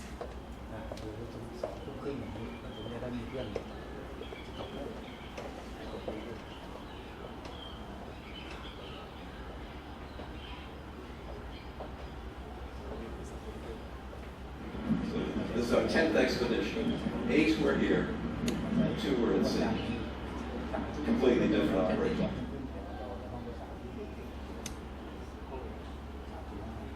Ahorita lo que estamos haciendo es hacer el recorrido, buscando piezas de porcelana o de estambre, que es un indicador de que posiblemente aquí pueda haber un galeón de siglo XVI. Es difícil hacer esto porque, como pueden ver, casi todo es concha. Entonces es muy difícil distinguir entre el color de la porcelana y el color de la concha. The first expedition, we found 200 pieces. The beachcombers turned in 200 pieces, so we had 400 pieces. And it was clear to us very quickly that we could date this cargo. It had to be earlier than 1578 because we had parts of a 1578 cargo in California, in Alta California. And this was not like that. And it had to be earlier. We knew that. 0, 7, 8, 4, 9, 8, 9. It's an iron concretion. And it's sand and all build up around the rest of the iron. And we don't know what's in it. So we x-ray it. We estamos muy seguros, estamos viendo los restos del galeón del último cuarto del siglo XVI. Digamos que el primer cargamento fuerte de porcelana a la Nueva España llegó en 1973. Estamos viendo algo que posiblemente se dio a partir de ese momento y hasta cerrar el siglo XVI, sin duda, la porcelana nos está diciendo. Now, we didn't know which ships were lost, but a friend of mine called and said that someone had just published a book with a list of every sailing of every galleon for 250 years, and what happened to it. I telephoned and I told him our stories, and he said, wait a minute, and he left the phone for less than half a minute. He came back with, he must have had the list in his hand, because he said, your ship is the San Felipe of 1576, or the San Juanillo of 1578, or the, I said, stop. It has to be the San Felipe, because we know what a 1578 cargo looked like. One ship did get to Acapulco, and we know what that cargo looked like. There was a missing ship, but that's meaningless. The earlier ship had to be our ship, even if it's only 2 years earlier. But it's because cargo was changing so fast that we could make the difference, and it has to be San Felipe. It's the only ship missing without trace at that period. I'm kind of a conservative. I want to see the evidence for any particular vessel. And we don't yet have duplicating lines of evidence to draw the same conclusion.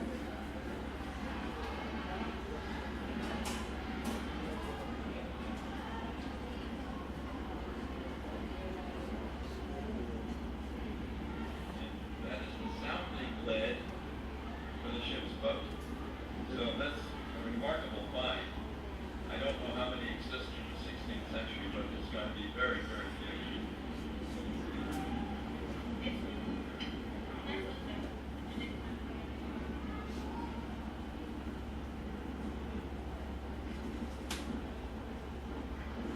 She was built in 1573, and then in 74 she was being outfitted.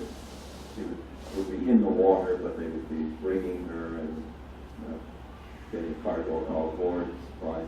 She sailed in 1575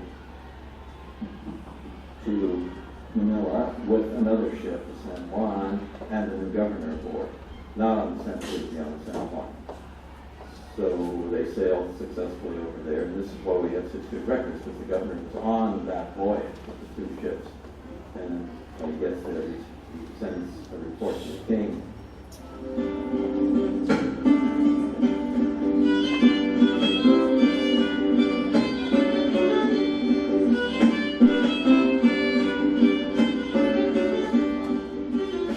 I set sail on the 6th of April in 75 from the port of Acapulco in New Spain, as I had then informed Your Majesty.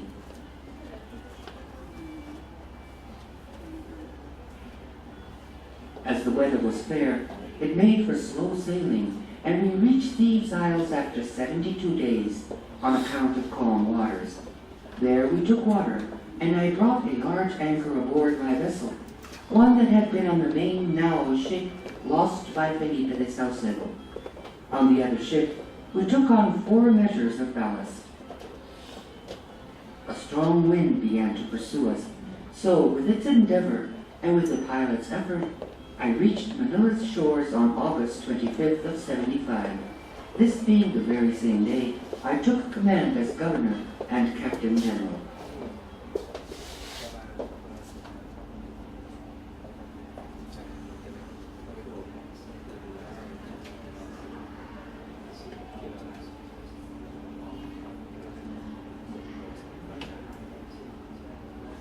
Se pasa el detector de metales en transecto y una vez que se detecta algo, se hace una pequeña excavación para ver si es basura contemporánea o se trata de un resto cultural.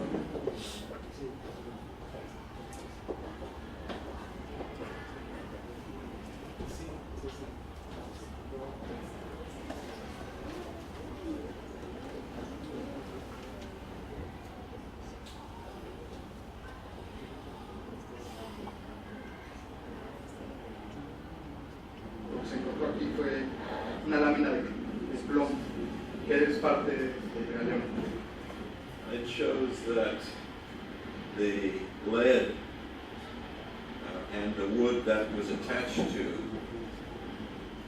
were here all these many years from the time of the shipment.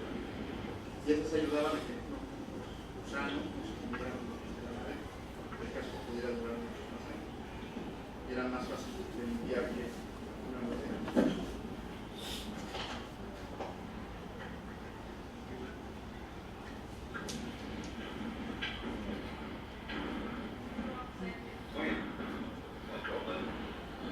Sometimes we can see markings of cloth or white fabric, which probably they put tar, then they put the fabric, then they put this. Why, I don't know. That's one theory anyway. So it's a piece of, a typical piece of lead. When the ship came ashore, when the ship broke up, pieces came ashore, pounded on the beach, and the timber went back and forth, pounding on the beach. Look, these tore loose. And sometimes very small pieces like this.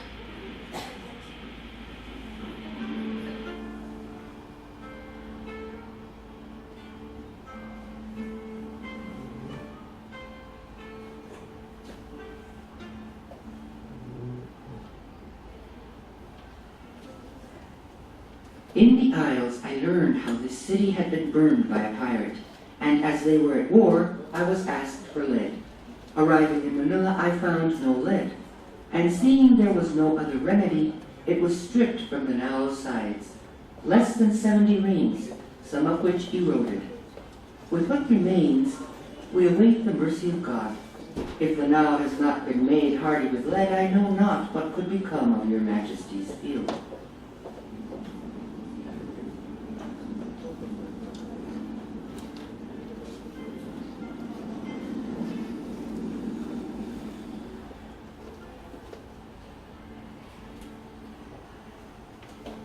We know of at least 3 other shipwrecks in the general area, but that is normal for these coasts. Any coast like they have shipwrecks after hundreds of years of ships sailing here, particularly sailing ships, and with the winds coming from the ocean, every once in a while one of them will run aground, will be lost for one reason or another.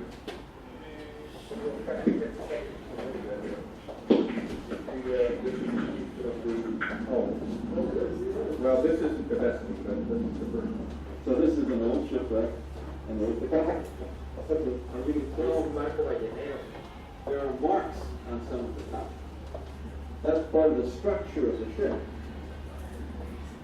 See, it's broken off. And if you find this, you know it is between 1763 and 1890. The moment you see copper or copper fastenings, you're within that bracket. Most of it is in rectangular panels. But this one, as you can see, is made to go around something on the ship. Entonces el barco llevaba hornos. Los hornos estaban hechos con tipo de ladrillos. We need to red brick. It's a whaling ship probably, or a village. And I don't think it's a village. También marcándolos con GPS y tomándoles algunas fotografías, porque si bien ellos ahorita no los están recolectando, pues también es importante tener registros, no saben esa otra ciudad. Los gallineros, que eso, imagínate, es un capítulo que está en México, nunca estudiado. El norte sí lo estudian, como lo que mencionaba, como la tradición, ¿no? Por ejemplo, la costa este de Estados Unidos, Nantucket, todo eso, la tradición fortísima de los gallineros. Porque en México están aquellos mexicanos que se dedicaban a eso, ¿no? Seguramente estaban llegando hasta acá. Pero es un capítulo muy interesante para ver con investigación. Pues marineros de todas las épocas, que llegan aquí en San Pedro, por lo mismo las familias de cualquier tipo de familias llevan materiales de todas partes y naufragios de todas partes. This one has a very wide range, and that's spots. This was much cleaner.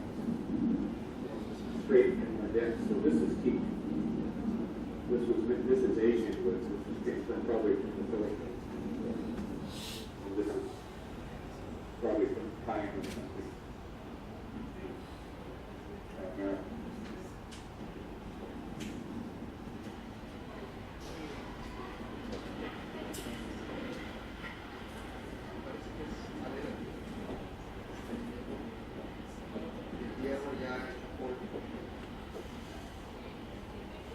Y a los primeros se construyeron en México,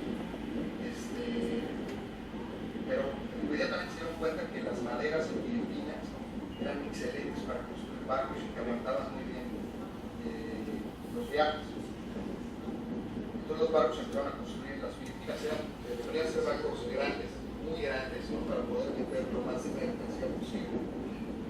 La corona no permitía que hubiera varios barcos, entonces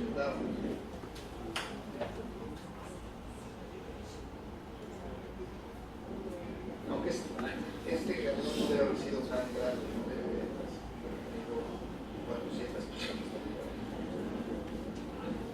The wood could be teak. Teak is because the ship was rebuilt in the Philippines. So she would have North American wood, Mexican wood, and tropical woods from the Philippines. So if it's teak, which has a very high preservation chance, and wrought iron, which preserves fairly well.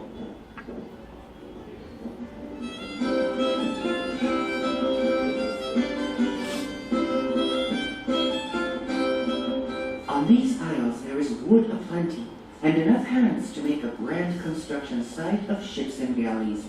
Also, a great deal of Chinese iron at lower prices. There is no pitch, tallow, nor rigging of any kind, because what there is so meager and lowly that it amounts to naught. No burlap for caulking, and large anchors cannot be made. All other parts of the rig, however, are hardy and made of fine wood. Upon arrival, I issued orders that a shipyard be duly built in 2 parts, dividing the officers so they compete in swiftness. Those in Manila constructed a galley with 16 to 17 forts, and prepared the nao on which I set sail, while another nao was repaired in Acapulco. I believe it came to over 15,000 ducats. This ship was fit for burning. To rescue the iron with due promises and my diligence, the keel and stern posts being rotten were replaced as was half the body. Our good Lord willing, this ship shall sail 1 month later. Hay varios que no se supo nada ya de ellos, seguramente se hundieron en el viaje, sí, los departamentos americanos. Entonces hay por ahí como 8 peregrinos. And there's one in Oregon, which also disappeared without trace, which is probably the Santa Cruz de Burgos of 1693. Or it could be the San Francisco Xavier, another very large lost in 1705. And that is called the beeswax wreck up in Oregon because there's tons of beeswax and rocks that were found up there.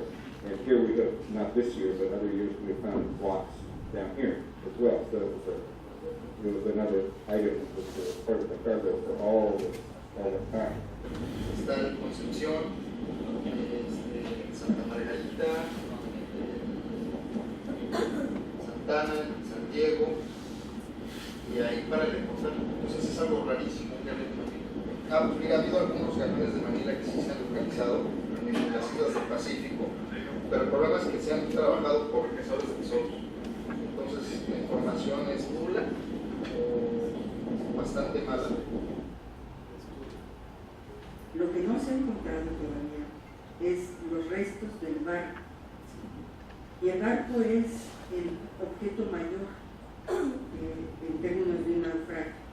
But we're at the heart of that site now, where the main parts of the ship came. And we know that from the pieces of lead and the big blocks of wax that would not move easily. So we're finding them where they were left back in 1577 or 1578 or 1579, whenever that storm occurred. So this appears to be be right up there. And probably the hull, the casco of the structure remains offshore, under the mud, under the lodo. And yes, more time will give us more information. Creo que hay que hacer una búsqueda intensiva, tomando en cuenta las corrientes, tomando en cuenta la topografía del lugar, para hacer una buena construcción con un magnetómetro funcional. Probablemente está enterrado con un sedimento, lo cual sería buenísimo, porque se está preservando. Pero lo que hay de madera va a estar bastante bien conservado. Que no es el caso, aquí estamos encontrando ya huellas de la madera, ¿no? Que está ahí en la maquisa, la pesosa, pero no se deshace completamente. Por eso solo aparece el hierro, el plomo, pero en el agua sí habría parte de la madera preservada. Roberto and I have discussed coming back with some remote sensing equipment, side scan sonar, magnetometer, and do some work offshore. There are pieces of country cobble, we call them, that have growth on them. They are coming ashore from somewhere out here. So before we do much more effort here, we need to find out if it's possible that we could see something of what we need to see to determine the location of the vessel itself. It's probably buried under the beach. That's where most of them end up being. But it could also be in the offshore as well. No hemos dedicado todavía suficiente tiempo a trabajar en el mar. Sheldon Bernier hizo algunas temporadas de trabajo registrando con sus equipos de sensoramiento remoto anomalías magnéticas. Pero aunque se han tratado de verificar, hay tal gran capa de sedimento que no se ha llegado al metal que registra el aparato.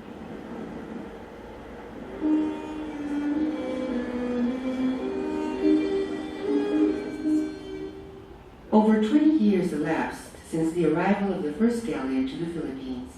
The motive to set sail, aside from evangelization, was that of discovery. Augustinian friar Andrés de Urdaneta came upon a way to return from New Spain, the Tornaviaje. This route ascends along the coasts of Japan to find the returning currents and descends until it finds the California coastline in order to finally reach Acapulco Bay. This event created a commercial ocean route without precedence.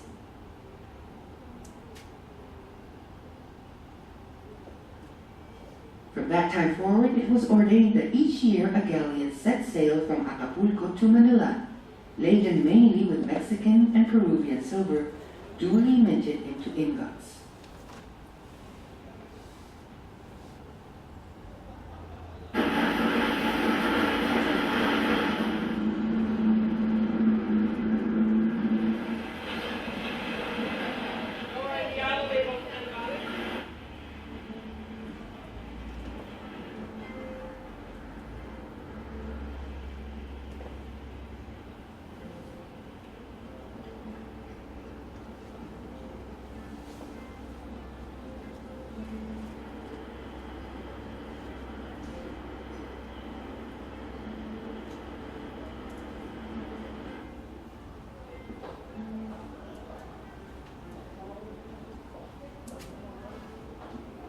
The cargo is very early in the trade. At first, the Chinese would bring things to Manila not knowing what the Spaniards wanted. So they would be, this was called a sampler cargo. Sometimes they brought foodstuffs and iron and many, many different kinds of things.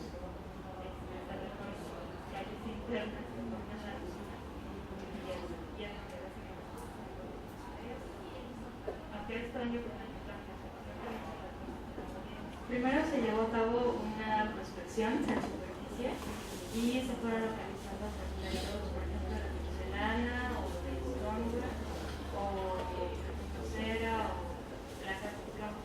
Entonces lo que se hace es se marca con esas banderillas de plomo y posteriormente se viene a ocupar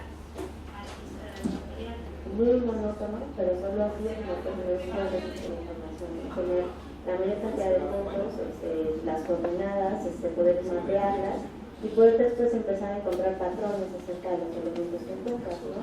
Nosotros estamos viendo una dispersión en todo el brazo de lo que forma el externo, que es bueno, el terreno. Y lo que se va a ver es precisamente por qué se están distribuyendo de esa manera los elementos, ¿no? Queremos ver, por ejemplo, si hay zonas en las que se encuentra un tipo de porcelana, zonas donde se encuentra exclusivamente stoneware, ¿no? Queremos empezar a ver algunos patrones, pero eso, bueno, es como toda la chamba de análisis que tienes que hacer en gabinete. But most of it's under the sand, and we can't see it. The two flowers on the little stem. The next is a magic mushroom called a ling sheep. And the next one is an orchid. This is the orchid over here. Where's the magic mushroom? This one. Has a funny little head shank that comes down here. This piece shows us this is very unusual. We have very few that have marine growth. In other words, this piece of porcelain was in the ocean for some time. These are the large storage containers. Instead of barrels, which the Spaniards usually used, they found they could buy the big containers from China, Indochina, and so forth, and that saved them trouble and saved them money. So they use these big jars that'd be this tall, round neck, down, really long jars. And you can see that this one was placed inside and outside. So when they made this one, whatever it was they wanted to keep in here, they wanted to keep it dry. I'm sure it's funny, the ancient world used the jars. Yeah. Then they go to barrels. Yeah. And then they go to Pacific, and they're back to jars. Yeah. Y bueno, pues ya en particular los sujetos van a dar también una serie de nuevos tipos inspirados esta propiedad que bueno, que nos van a permitir entender mejor la naturaleza del cargamento. Pero del galeón de Manila propiamente dicho, pues comparte el cargamento muy interesante este espejo de bronce chino y este instrumento europeo, digo, para llevar la brújula y que la aguja no rozara, digamos, ¿no? Que siempre se mantuviera estable. Una pieza excepcional sin duda. Una pieza de cera en la cual encontramos estos orificios que él supone son parte de este talego naval que se comió la cera, con lo cual él basa un poco su teoría de cómo cayó el barco y cuánto tiempo estuvo encallado, ¿no? Hasta que se rompió finalmente con la tormenta. Y es un arte que llega a China precisamente de Nancio, que son los grandes autores de este arte. Lo que es extraordinario es que haya permanecido 400 años entre las nubes y todavía tenemos observar poco de magia. ¿Qué te pareció hacer los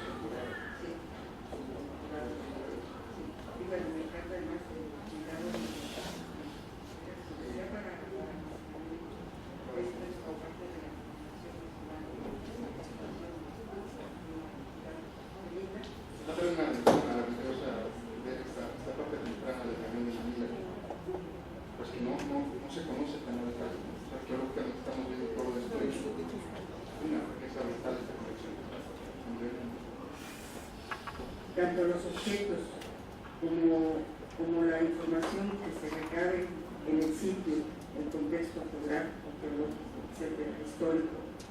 Tenemos que integrarlo y finalmente si logramos encontrar algo, va a ser como el complemento perfecto para poder hablar de qué barco pudo haber sido y amarrar todavía más las fechas.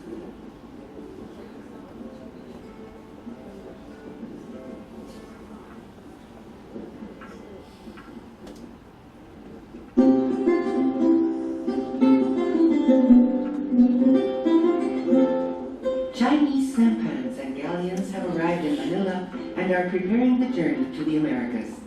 merchants prepare the goods they will carry aboard the vessel that has recently been rebuilt.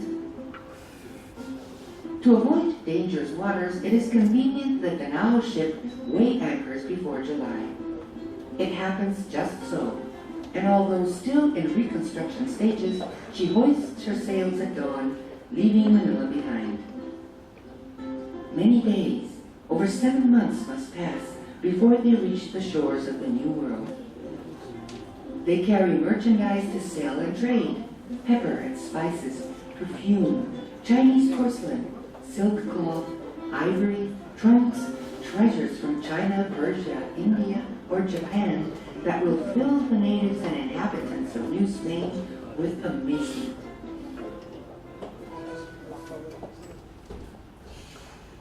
Night falls, one of many nights on this adventurous voyage. A full moon is the star-studded sky's companion. And even though in these latitudes the sea is mostly calm, storms do make an appearance. Tonight, the crew finds it hard to sleep. Waves crash against the rolling hull, deafening the prayers repeated by most again and again. Hidden within the galleon's nooks, storiesome monsters and fantastic creatures are told to one another. Some say enormous fish, larger even than the ship itself, roam underneath the angry waves, avidly awaiting to swallow the entire vessel and its crew as they flounder under the unleashed fury of the sea. To their amazement, others hear a song, a kind of woman's lament. This is the end, feared by one and all. And while a dense fog washes over the deck, the ship is suddenly stilled, and a deep silence floods the sea. Days and nights they wait. They have traveled over half of the way. The navigation charts and the astrolabe indicate there are many leagues in the Pacific left to sail. It has been almost 4 months now. Tonight, the full moon has been forgotten, and this time only the stars are witness to the narration of the many stories about ships that have never reached the port of Acapulco. It has been told there was a galleon that crashed into the reefs. Some say it was the captain's flaw, others that there was too much cargo, the most common error. Fewer of them say these seas are barely known, it takes many days and voyages to tame them.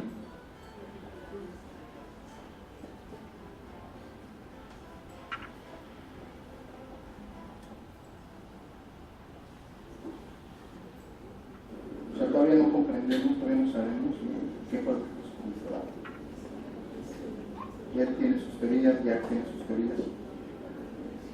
pero la verdad es que todavía no sabemos. No sabemos si quedó varado aquí a unos metros, si se hundió a unos kilómetros. Lo que sí sabemos es que partes llegaron aquí. There are a number of scenarios possible for how it came to be here, which we have discussed at great length, and we really do not have the evidence to say why she is here and not somewhere else.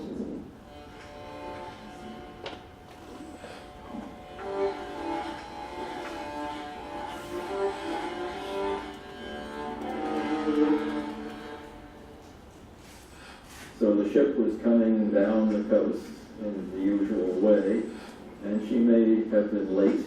It may have been a longer voyage than usual, perhaps not 6 months, but 7 months or 8 months. That we do not know. It would be the winter of 1576, possibly even the very beginning of 1577. Las condiciones eran por lo largo que tienes que llevar agua para la refrigeración, tienes que llevar la comida. Después de varios meses, pues obviamente todo se echa a perder, no hay que comer, se puede acabar el agua. Las condiciones eran tremendas, estos viajes eran muy difíciles.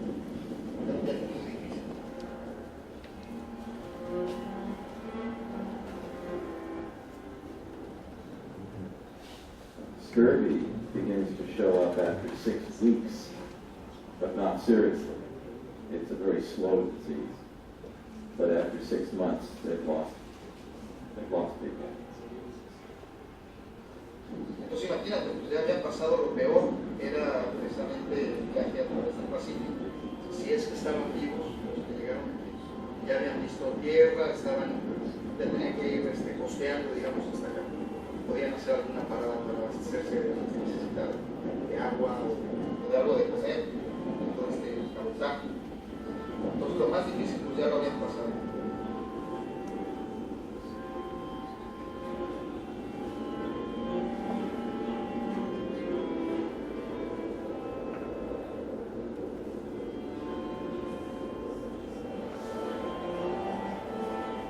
We don't know the size of the crew, but 60 to 100 probably.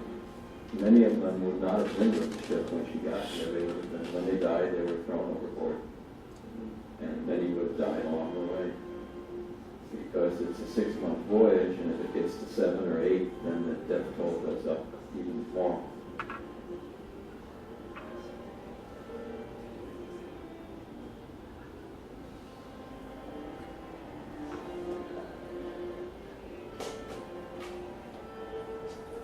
Pero puede darse el caso de que este barco haya llegado a estas costas con toda la tripulación y todos muertos.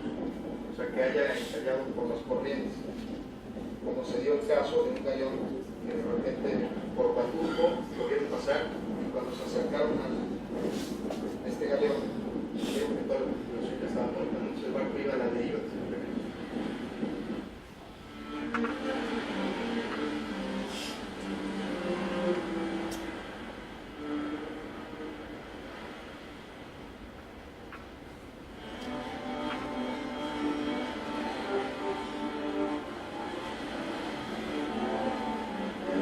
At some point off the coast, there were no longer enough people alive to man the ship, to keep her steering and to handle the sails.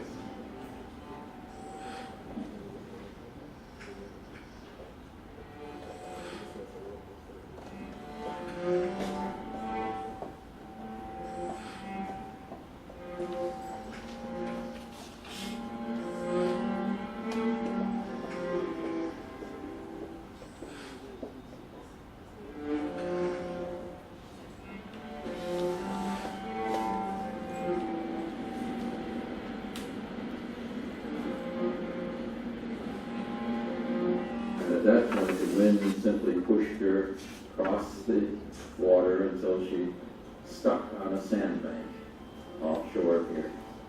And we know now approximately where that is. And we know that it happened gently because the ship did not break up. And if the people who were still able to get up and walk were able to get on shore, they would have realized there was no water here.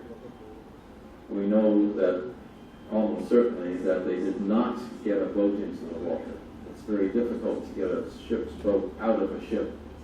They had to use tackles, and many people would have to haul on the lines in order to hoist her up and out and into the water, and apparently that did not happen. So very few survivors died.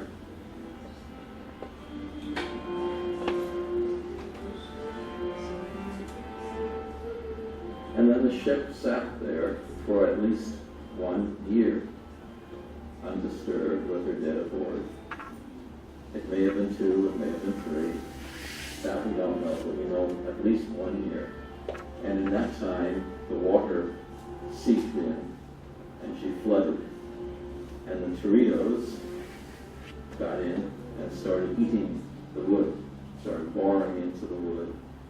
And so after a year, the wood of the ship, between the sand, where the bottom is stuck, and the water line, would be thoroughly riddled with Torritos, tunnel after tunnel after tunnel.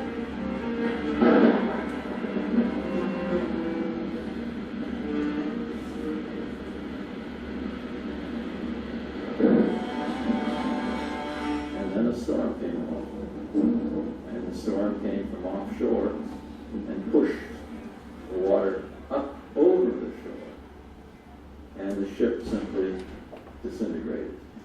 Just in one moment, just simply collapsed, and all the pieces came onto the shore and spread out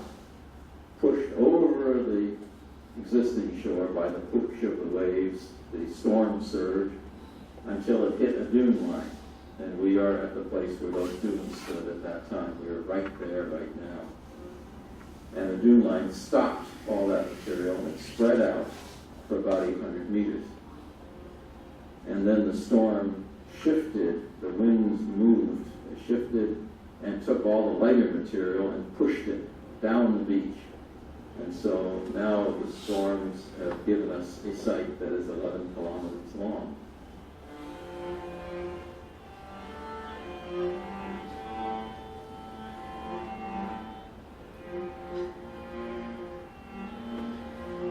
Yeah, I think about those sailors every so often, making an incredible voyage across the Pacific, thousands and thousands of kilometers, not quite making.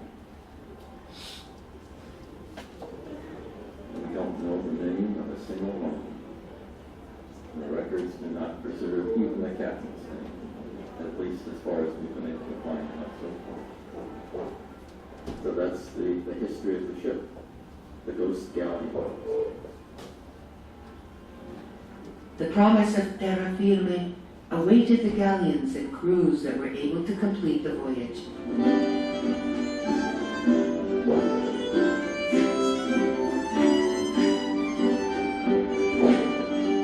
It is now December. The galleon is only a few leagues from the port of Acapulco. The compass shows the ship must turn right, and the first signals of arrival are sighted.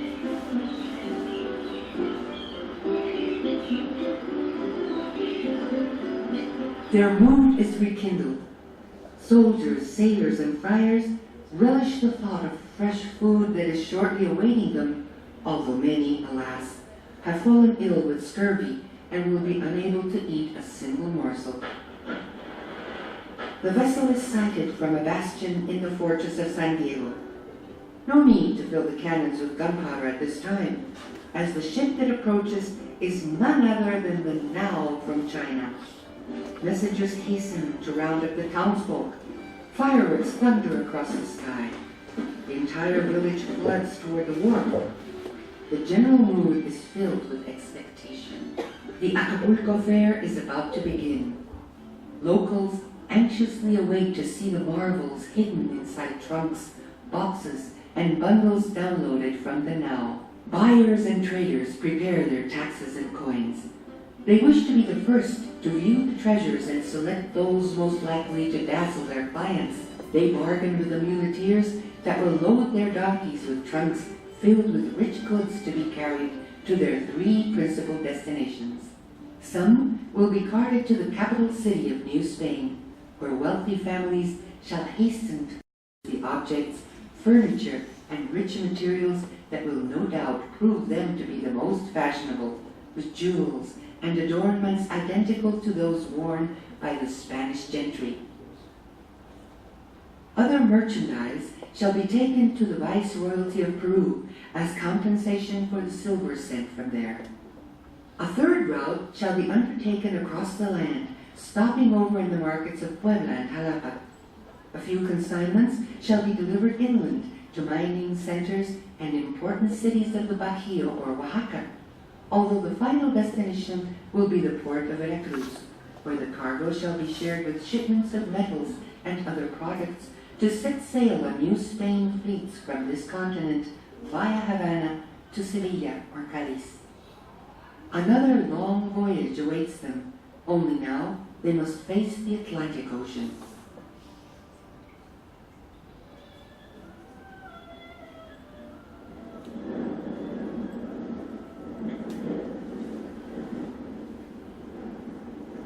En este trabajo vamos a estar generando un sistema de información geográfico en el que vamos a vertir toda la información recopilada en estas 12 temporadas y que nos va a permitir visualizar mucho mejor lo que se ha hecho, lo que hay, y poder concluir cuáles son las zonas potenciales para próximas temporadas, para trabajar intensivamente, etc. O sea, nos va a permitir poder crear muchísimas hipótesis y conocer mucho mejor este sitio.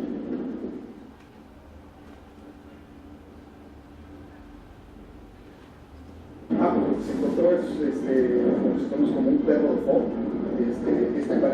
Venían en pares, generalmente se ponían pues, a las entradas de las puertas, se hacían en todo tipo de materiales, y había uno masculino que tiene una especie de esfera en una de las garras, y uno femenino que tiene un pequeño perro de foc, y pues se encontró esta figura de bronce, y que concuerda perfectamente bien con la crónica del padre González, que menciona las figurillas de bronce que también aparecieron en esta playa.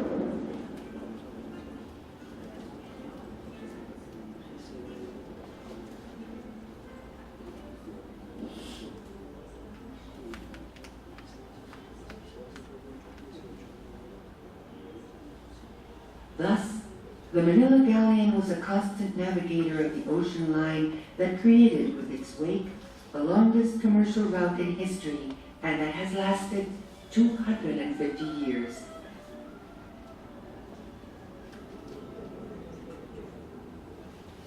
The last galleon of this era, curiously named Magallanes, sets sail.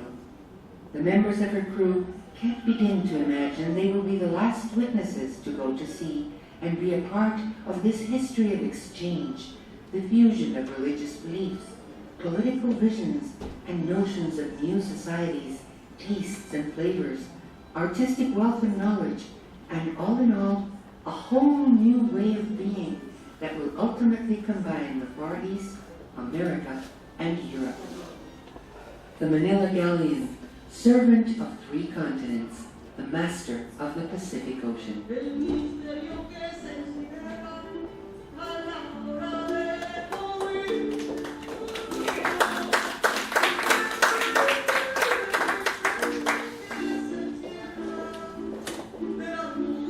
Thank you very much to those highly strong supporters of the day of the Galleon. Mainly, thank you very much, Your Excellency, for being with us until the end, and to all the guests, thank you for supporting us. Please remind 8th of October of every year, the day of the Manila Galleon, the first globalization. See you next time.